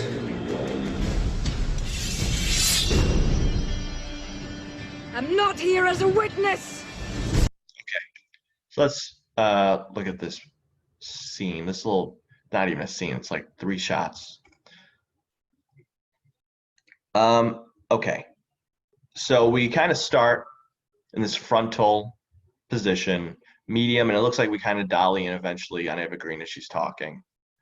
And it's, you know, pretty objective. We're just noticing her talk. But when do we get a change in setup for her dialogue?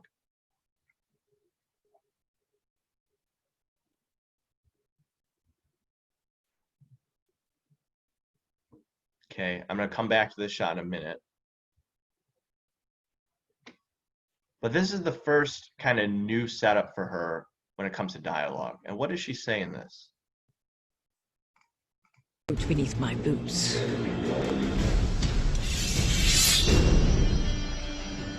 I'm not here as a witness. Okay, so we cut, and again, I'm going to kind of, again, it's the idea of linking all these formal choices. She says in this setup, I'm not here as a witness. Do you think that is possibly a comment on the genre? We just saw an example of how female characters are depicted in action films with the James Bond clip, the gender stereotype of damsel in distress. Now, this film, we're seeing some subversion. Her line, I'm not here as a witness. She's not here to serve a passive role in this action film. But also, so that's dialogue. We noticed, again, they're sort of emphasizing it by cutting to a new setup. We're now in sort of a profile setup. It's a close-up profile position about a neutral angle. But look at what precedes it when we look at order of shots. When we finally cut into the character, whenever we get any sort of close-ups to isolate segments of Eva Green's character, what is the camera doing? Is it using the male gaze, or is it subverting it? Let's see what we see.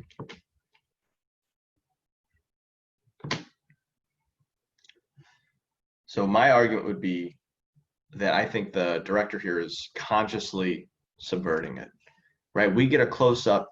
The one time we get a close-up to sort of isolate us into Eva Green's character is of her drawing her swords, right? That's what we get a close-up of. Not of titillation in any way, but to actually serve some sort of symbolic meaning of, again, fighting back on regressive stereotypes and updating the genre to make the generation better, right? To promote more progressive ideology, more forward-thinking ideology, and to literally fight these gender stereotypes and subvert something like the male gaze. And again, I think it's underlined when we cut out of this. The first shot we get after this is, and I'll put the audio on, her line of dialogue. I'm not here as a witness. Is this making sense? Right? This is what you're going to be doing. This sort of very careful examination. You know the formal properties. Now it's just you applying it for interpretation. So let's go to, and maybe we won't spend as much time on the other ones as we did for the formal encoding and the feminist film theory, because you'll see a pattern here. But here's our genre of film theory. So on a script level, and just kind of tone as well, we're seeing a big action set piece from Avengers, a lot of destruction, superheroes running about.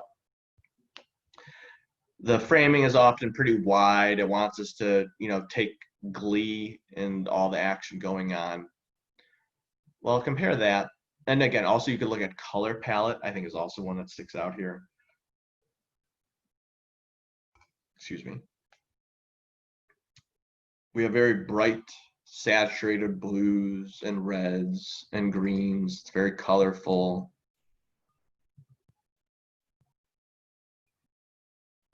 Okay. Even the duration of the shots kind of want us to linger on some of these moments of heroics. I don't know if that makes sense, but moments of action, I probably should have said. Now compare that to the second one. Coming up any second now.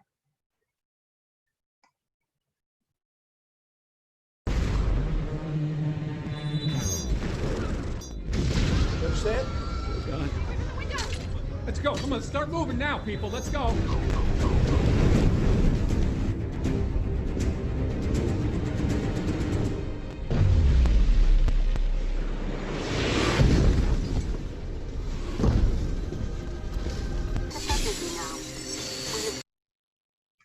Okay, so I'm gonna pause here.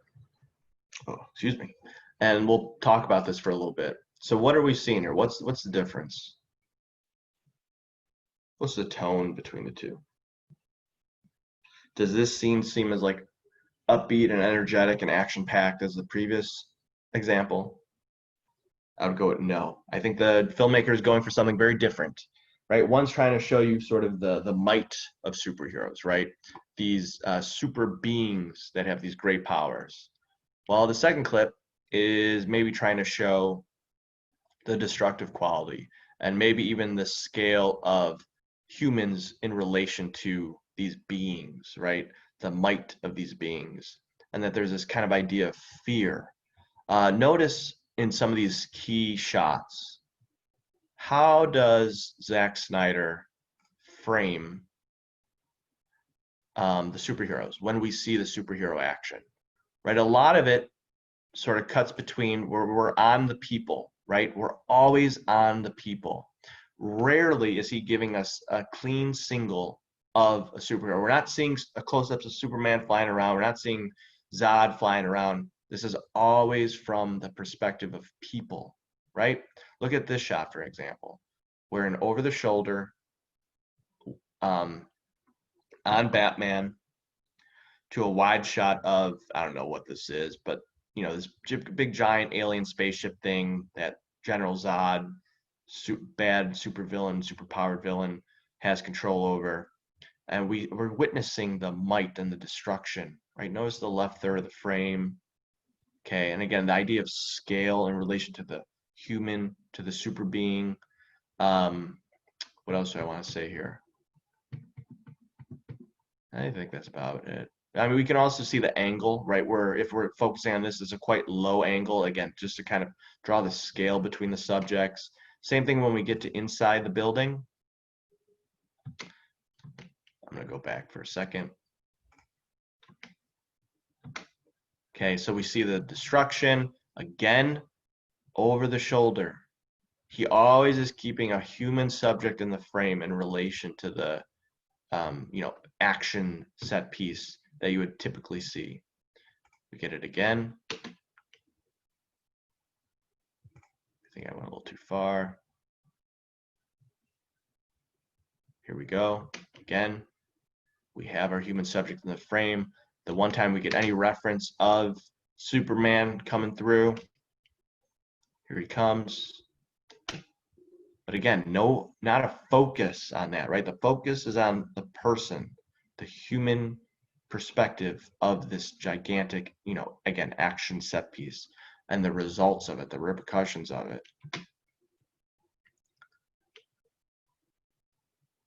Again, keeping Batman in the frame, a human perspective as we see the action take place. We're not getting any cut-ins to the superheroes fighting.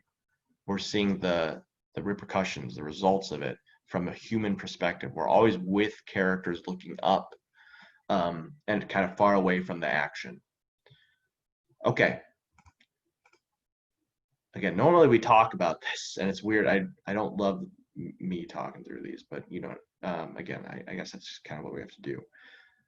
Again, when I ask though, I hope you're reflecting on this. So when I say, for example, we're about to get into the satire example from Team America, what topic is this critiquing?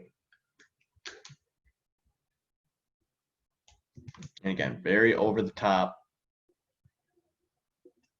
But what do we have here?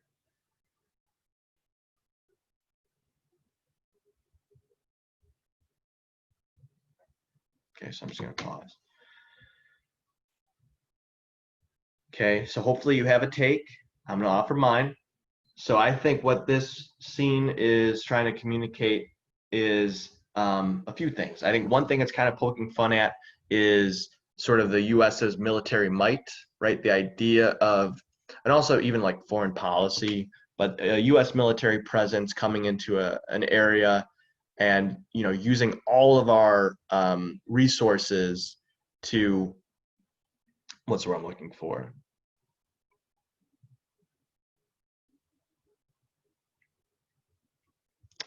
I guess sort of, I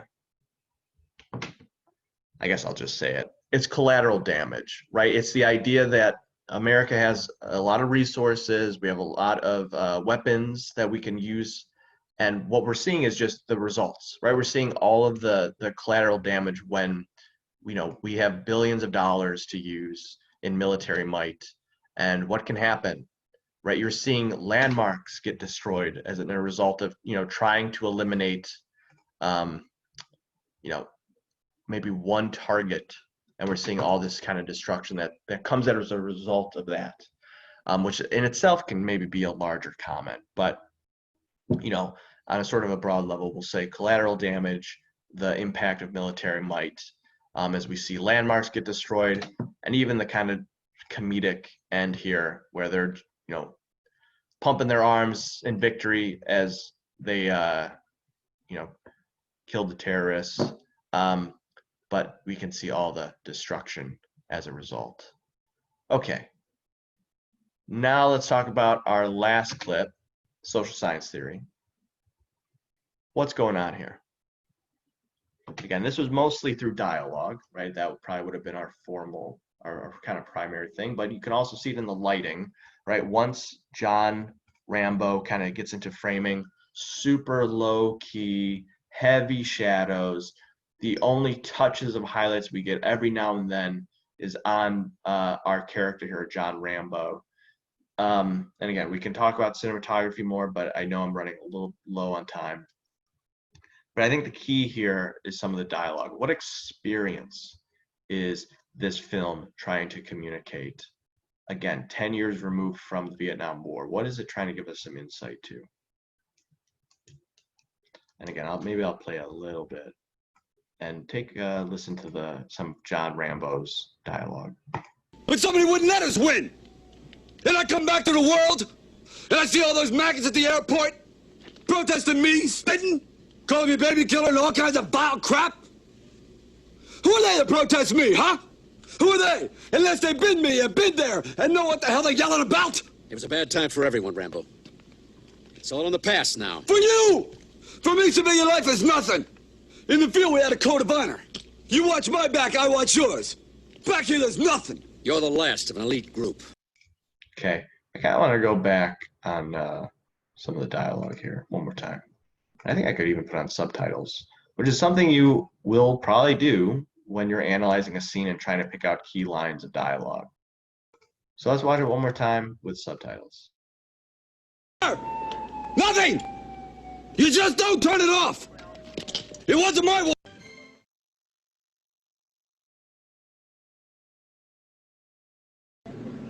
It's over, Johnny. It's over! Nothing is over! Nothing! You just don't turn it off!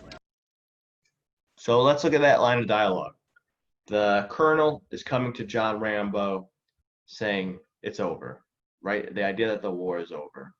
What does John say? John Rambo says nothing is over. You can't just turn it off. What's the comment there? Okay, there could be a few things. One can be that we're starting to, again, this is like a big movie, and maybe it's not the most, what's the word I'm looking for? Assured and confident approach of exploring PTSD or the veteran experience, but I think it is definitely giving us some perspective, especially for the time.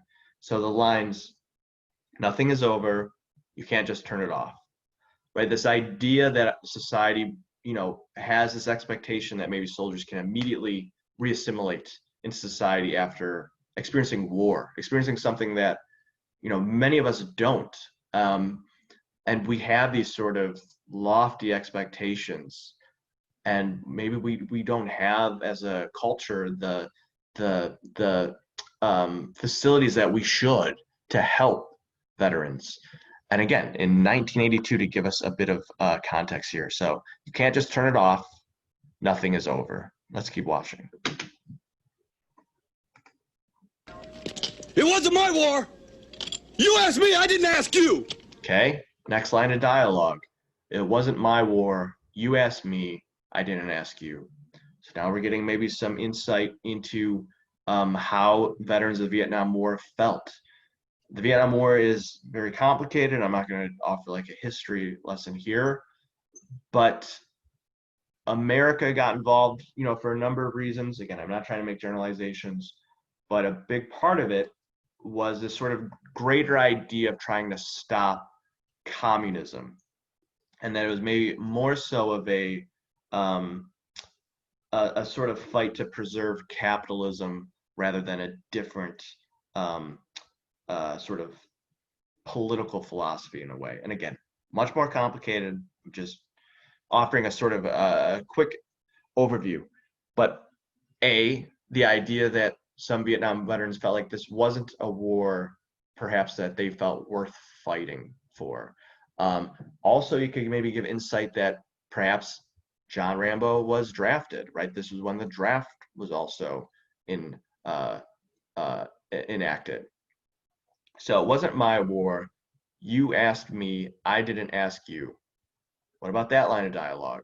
And if anybody saw The Five Bloods, I think that movie goes even further with this. But there's also a sense of classism at play with who got drafted into war.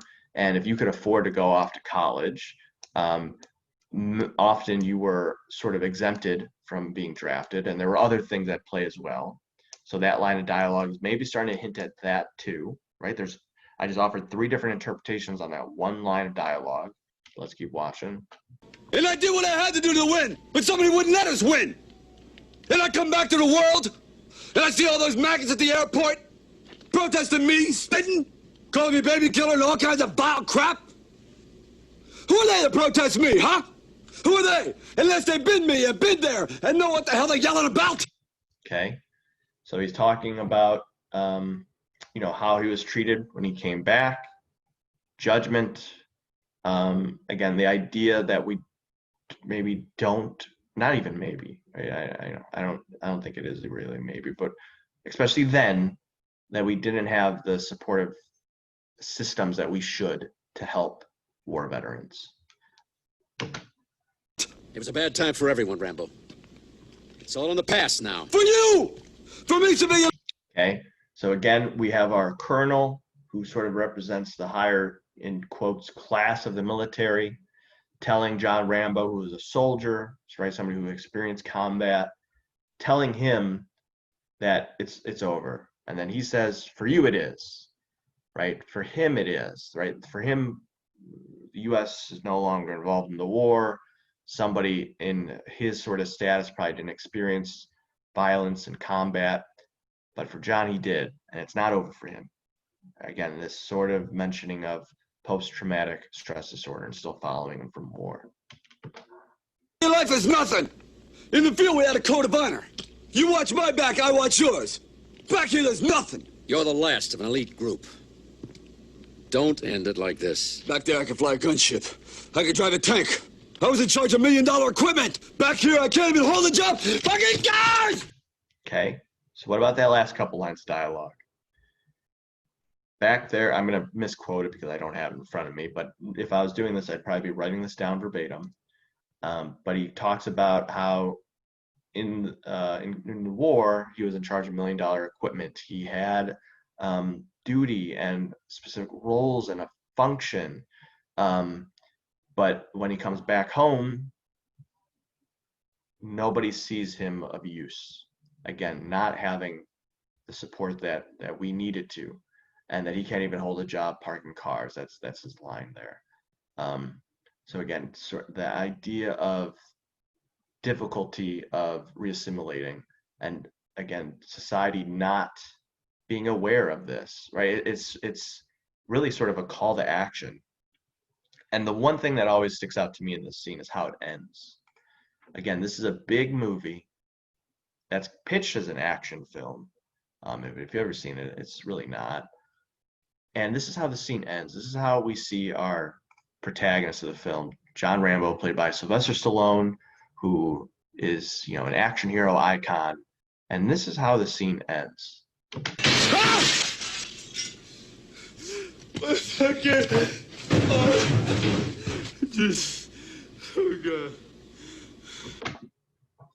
I think, do we cut back to him? I don't think so. Back here, I can't even hold a job. Fucking guys!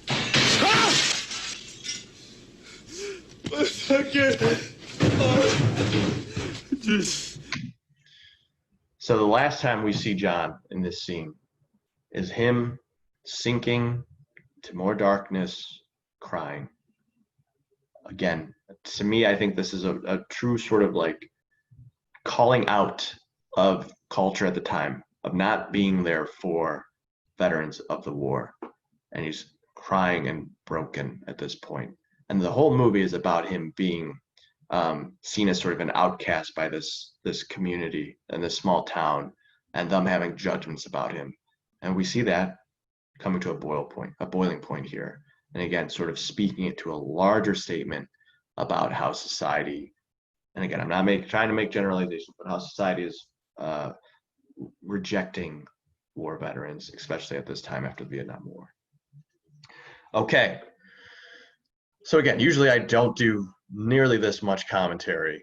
And when I hope when I asked you to do it, you were doing it, and I'm just sort of offering a different take or reaffirming certain things.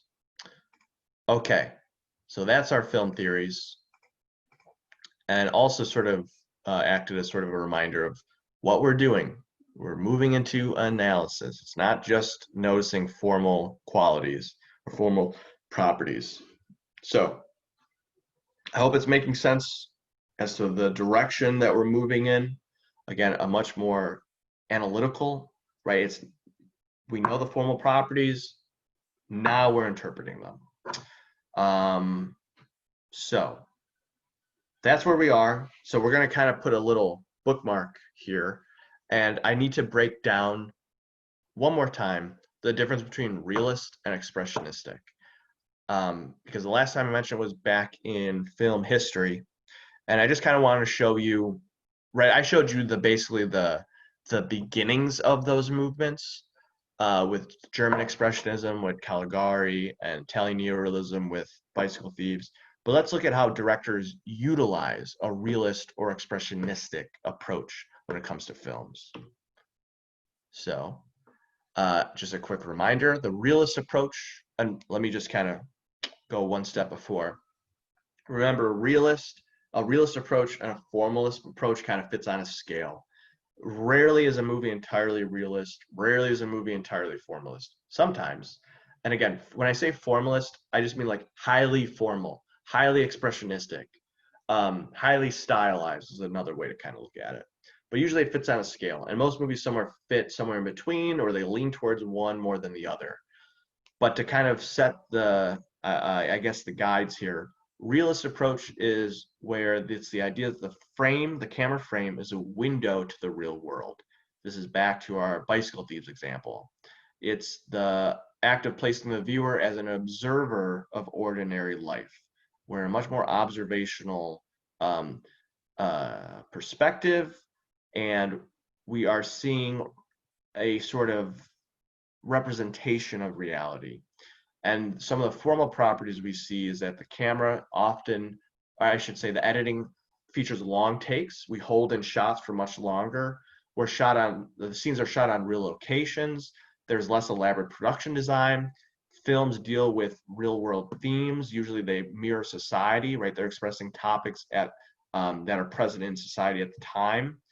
We saw that with Bicycle Thieves, right? Focusing on the desperation in post-World War II Italy.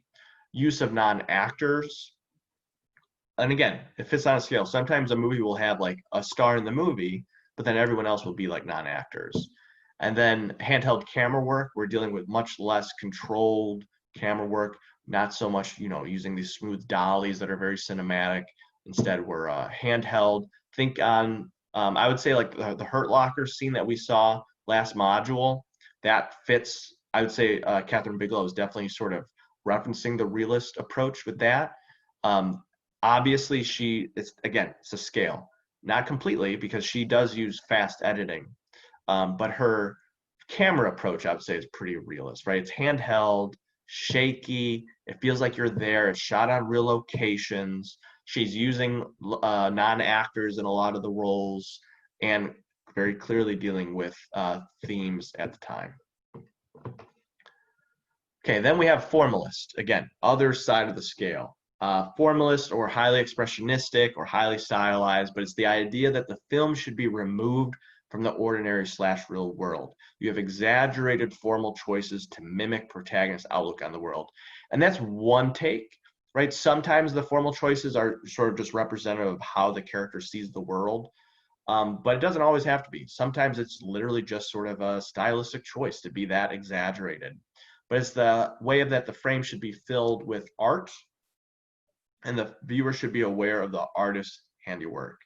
And some of the formal properties that we see is that the editing speeds are much faster, and there's a larger mixture of alternate setups. We see many shots cut together. It's shot on sets that are designed with elaborate production design, or real locations with production design. Then we also see camera movement that's usually, dollies, cranes, very controlled, very smooth. Okay, so just again to sort of seal this together, that's a weird phrase of saying it, to connect this together. I'm going to show you a video, and the video is going to cut between two scenes. One scene is from A Woman Under the Influence, which is going to be our example of something that's more realist. And then it's going to cut to Suspiria, which is going to be our example of formalist or highly expressionistic. And both movies came out around the same era. They're both new Hollywood films. So I don't want you to think about like technical limitations or anything like that. That's why I picked these two. So just focus on the approaches. How is one more realist while the other one is more formalist? Again, consider the formal properties at play. I won't read them. You can see them on the slide here. So here we go.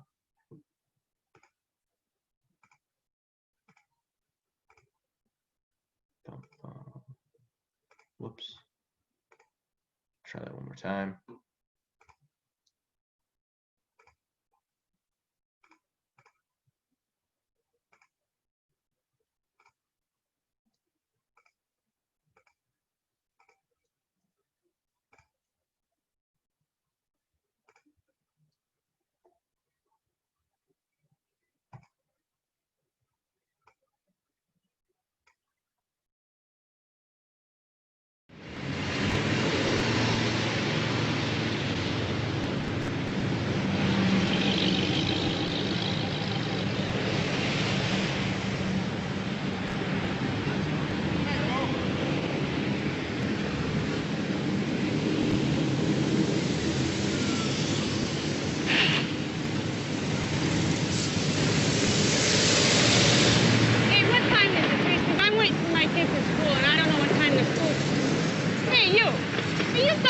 John. Will you tell me the time? I'll go get some little chains on your shoes. Big deal? Jeez Louise. But do you have the time, please, because I'm waiting. Hey, listen, you birds, I'm waiting for my kids at school. Do you mind giving me the time? Do ya? What's the matter with you? What's the... Do you have your time?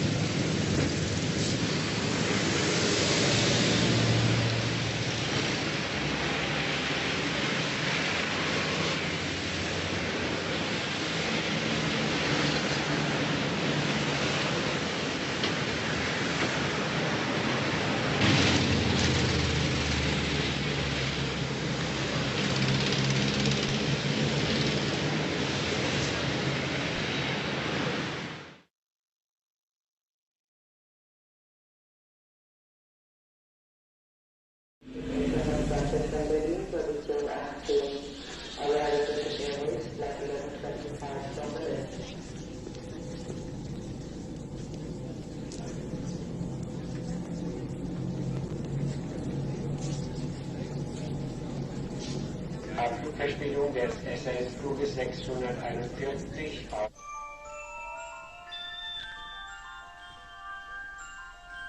Weiterflug nach Mailand ist 12:45 Uhr.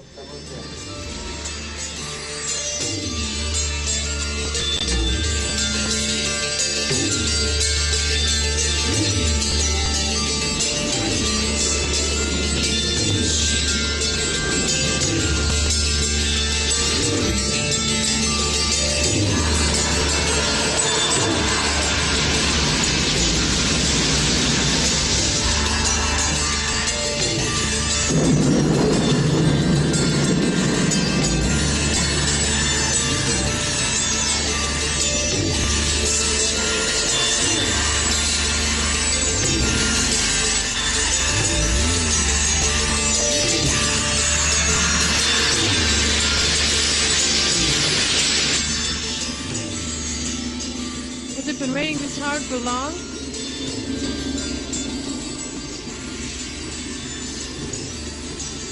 Half an hour.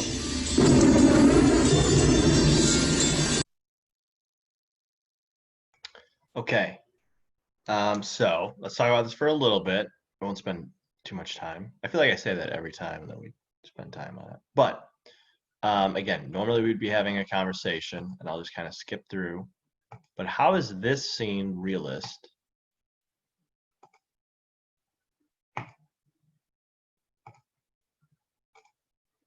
Okay, while this scene is formalist. And this is kind of cheating because this is like, you know, two scenes, but you know what I mean.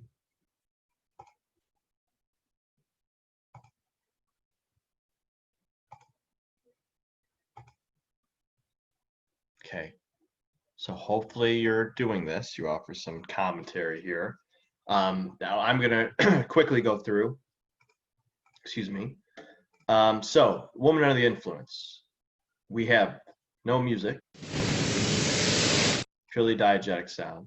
Also, we are shot on a real location, right? We're just on a city street, nothing designed here.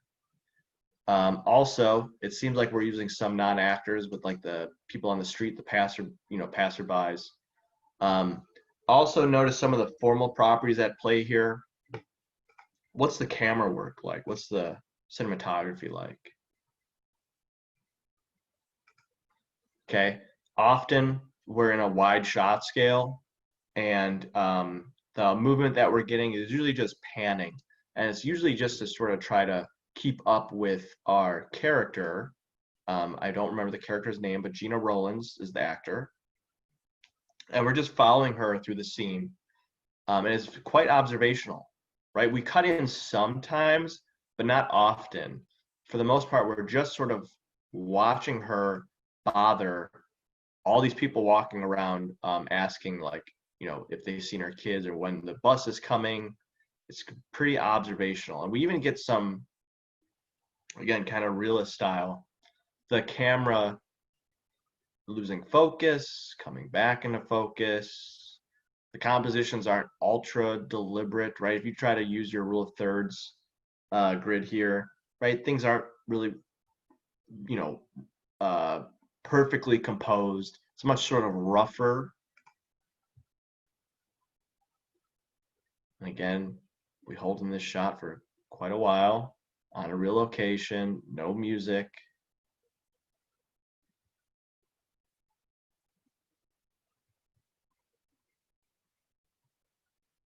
Okay, so now let's compare that to this. And we'll start with that first shot. So it looks like we're kind of, I don't know, right? I don't know for sure. I'm gonna assume it's sort of on like a small crane, how we get that kind of horizontal and kind of dip down. Now we're tracking back with our subject here. It looks like we're probably on a, I was gonna say dolly, but you don't see any dolly tracks here, so maybe it's a steady cam. Very smooth, very controlled, as when we're tracking with our subject, a frontal tracking, and when we enter her point of view, right? Notice how smooth that movement is of her point of view. Okay. Also, the lighting is a little more stylistic, right? Not so much in this scene, but if you look at this one, we have that very sort of vibrant, saturated red light that our character is passing through. But then we really start to pick up when we enter the taxi cab. And notice the color contrast going on, the music. Okay, clearly not shot on like a real location. I'm assuming this was all the interiors of the taxi cab was shot like in a studio, and that's how you're getting all this kind of stellar color lighting going on. So we have a huge color contrast with the lights. We have reds, we have blues, we have yellows, right? It's almost like overwhelming on a sensory level. So very expressionistic lighting. The editing is much faster than the previous example. The music, not on a real location. Again, I don't know what I was going to say about that, but yes. So hopefully that's making sense.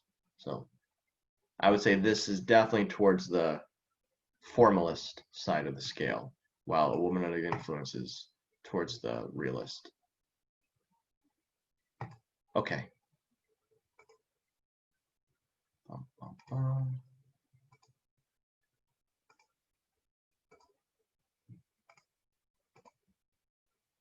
Also, just trivia.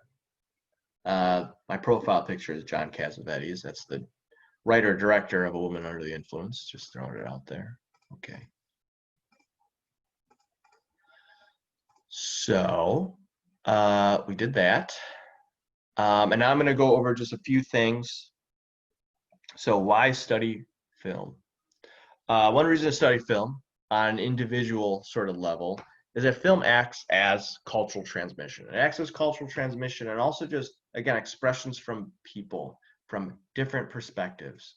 So cultural transmission, films come from a variety of different perspectives, people from different upbringings, people from different cultures, people from different countries, right? And all these messages and all these different perspectives of how a film is made is different, especially now that you see, again, now that you know the formal properties and you see all these very small choices, you're going to see a lot of different approaches. And I think that's sort of representative of, you know, our world, this idea that we all have different approaches and different perspectives and different ideas. And film is, you know, that encapsulated. And Roger Ebert, who's a very famous film critic, and again, he kind of fits within the sort of popular film criticism, but he always said this quote that resonated with me, that films act as empathy machines. And he has this quote, films let you understand a little bit more about different hopes, aspirations, dreams, and fears. It helps us identify with the people who are sharing this journey with us.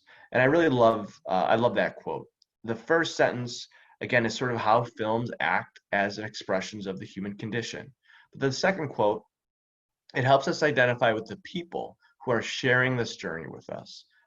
Again, film can, you know, this class and what we're doing is the ideal, right? Film can be this really wonderful thing.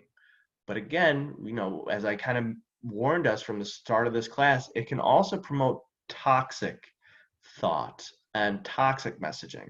So this is a what's the word I'm looking for? Optimistic perspective, but it's true, right? It helps us identify with the people who are sharing this journey with us, expressions from other people, and us hearing their stories and kind of seeing their perspective. And the other part of it is to sort of have a conversation. Obviously, this is different for us, and your conversation is going to be through message boards when we get to the punch discussions, which I'll talk about next module. But when we get to those, even though we're not having a live discussion, still treat it like it is. When someone makes a post, engage with it, read their commentary on the movie, and see if it's maybe from a different perspective than yours. And hopefully that will kind of, you know, open your perspective in a different way on the movie and let you think about it thematically in a different direction. But hopefully beyond this class, you will, you know, watch movies with friends and family and be able to kind of discuss it in a more open way. Okay. And then also on a sort of a more individual level, I think films are sort of a safe space for you to sort of challenge your own beliefs, right? It's an idea of understanding yourself through someone else's expression.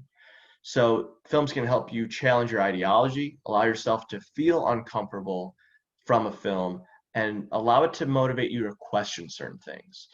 Again, I think it's easy to quickly judge a film, and that's not what we're doing, right? We are taking the time to really try to find meaning and explore all of those very specific choices. Catharsis. Films are a way to interact / connect with repressed emotions and desires. I think that's totally true, especially through a character's journey in a film. That kind of connects to the idea of empathy. If you see yourself in a character, or you see maybe a loved one in a character, and maybe it'll help you sort of understand a behavior that maybe you haven't before, and it gives you some context or insight into that. It can help you understand the world around you. Again, films come from a variety of different perspectives, especially if you're watching movies from different time periods, right? We're literally sort of being able to listen to our past and see our past. And then again, back to empathy. If you connect with the character, you connect with the person. So yes. And again, the idea of cultural transmission. Films come from people from different backgrounds and cultures and different beliefs, right? And different practices. And again, it's even if you don't agree, that's okay. But hopefully you can connect in some way. Okay. And then academically, studying film will help you with critical thinking. Film analysis asks you to objectively assess and then reach your own judgment. I don't like using the word judgment. I don't know why I put that word in there, but the first part for sure, right? The first part is to objectively decode the formal properties, the formal choices. That's something that's, very sort of academic, what we learned in this class. The second part is your interpretation. I should say reach your own interpretation, not judgment, but your own interpretation of those choices and how they contribute meaning, and what's the sort of worth of the artifact on a metaphorical level, or as a communicating a message. And then to engage with cultural artifacts. Films are artifacts that were made by humans in a specific time period that contain ideas and messages. And again, it's the idea that us exploring a film is sort of revealing something maybe about our past, and revealing something about different cultures, different beliefs, different perspectives. And then filmmaking. If any of you have an interest in filmmaking, you sort of just learned the most difficult parts. Again, I think I mentioned this before, but before I started teaching here, I was a teaching assistant at NIU, where I was a TA for a film production class. It was an introduction to field production. And last semester, I was a visiting instructor and taught introduction to field production, so a film production class. And it's my approach is pretty similar. The only difference is, I teach both classes, all the formal properties. We learn all about the formal properties, how they're applied, etc. But for us, we break away and use those formal properties for analysis. Where in that class, this kind of second half is, instead of analysis stuff, it's, just the very basics of the specific type of camera we're using, or how to edit in Final Cut Pro, right? Learning that stuff. But the formal properties and understanding how they're used is probably the most difficult part. Once you learn that, the rest is pretty easy. The technical stuff is pretty easy. Anyone can operate a digital camera. So if you have an interest in filmmaking, pursue it. And, again, this is different for this class because it's not live, but reach out to me if you have questions. I'd be happy to, help you out there. Okay, professionally. So this is on the syllabus, right? And this is one of the things that that I need to go over. And it's true, you can certainly get into these avenues. But film criticism is maybe not like the most lucrative profession, but it's possible. So, but often when I have a student submit like an analysis paper that is really committed and it's clear that you're connecting with this, I look at it as like an art form, right? True film criticism, and again, to sort of delineate here, academic criticism, a pursuit of understanding is an art form. And if you love it, you should pursue it, because you're going to learn more about it for yourself, and it's going to be fulfilling for yourself. But, you could generate it into a profession.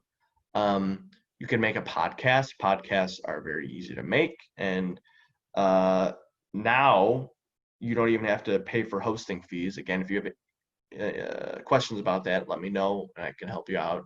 But you can create YouTube channels where you offer film criticism, blogs, and sometimes, these blogs and podcasts get picked up from publications, and you might, get an opportunity to write for a publication. So it's certainly possible, but, it's just something I want to give a couple notes on. Filmmaking, again, I kind of went over this before, but if you were interested in filmmaking, now it's just sort of the next step. And one thing that you will learn in Module 17 is how to write in master scene format. I always get master scene technical and master scene format confused sometimes. So master scene format. So by the end of this, you'll learn how to be a screenwriter, and you could write scripts and submit them to competitions and hopefully get representation and sell a script. You can also get into broadcast, marketing, obviously teaching, and if you have questions on that, please let me know. Okay. If you want to check out some podcasts, these are some that I'd recommend. Trying to see if I want to say anything about them. If you're interested in screenwriting, I highly recommend checking out the Q&A with Jeff Goldsmith. He interviews screenwriters rather than like filmmakers, and it's rare that you get to hear a screenwriter talk. And it's some of them, not all of them, but some of them can be really interesting, where you learn about how a narrative is constructed, how you learn about the process of writing a script, submitting it to a studio, getting notes, adapting those notes to another draft, submitting that new draft, getting fired or replaced by a different writer. Right? If you're interested in that, I highly recommend checking out the Q&A with Jeff Goldsmith. Okay, screenwriting. Again, I kind of already said this, but the theoretical stuff, that's the hardest part. And then in Module 17, you're going to learn the practical. And if you like doing it, and I'm going to offer you an extra credit opportunity in Module 17, but if you like doing it, keep pursuing. One, for self-fulfillment, this expression of creative writing is now you encoding narratives with meaning, a message you want to communicate. But you can also submit to competitions and, again, hopefully sell a script and get representation. Okay, so that's it. This was a bit of a longer session, so I appreciate your patience on today's module. That's it. I will see you next module when we get into writing the analysis. And do I want to say anything about that? I don't think so. I'll see you next module. All right. Goodbye.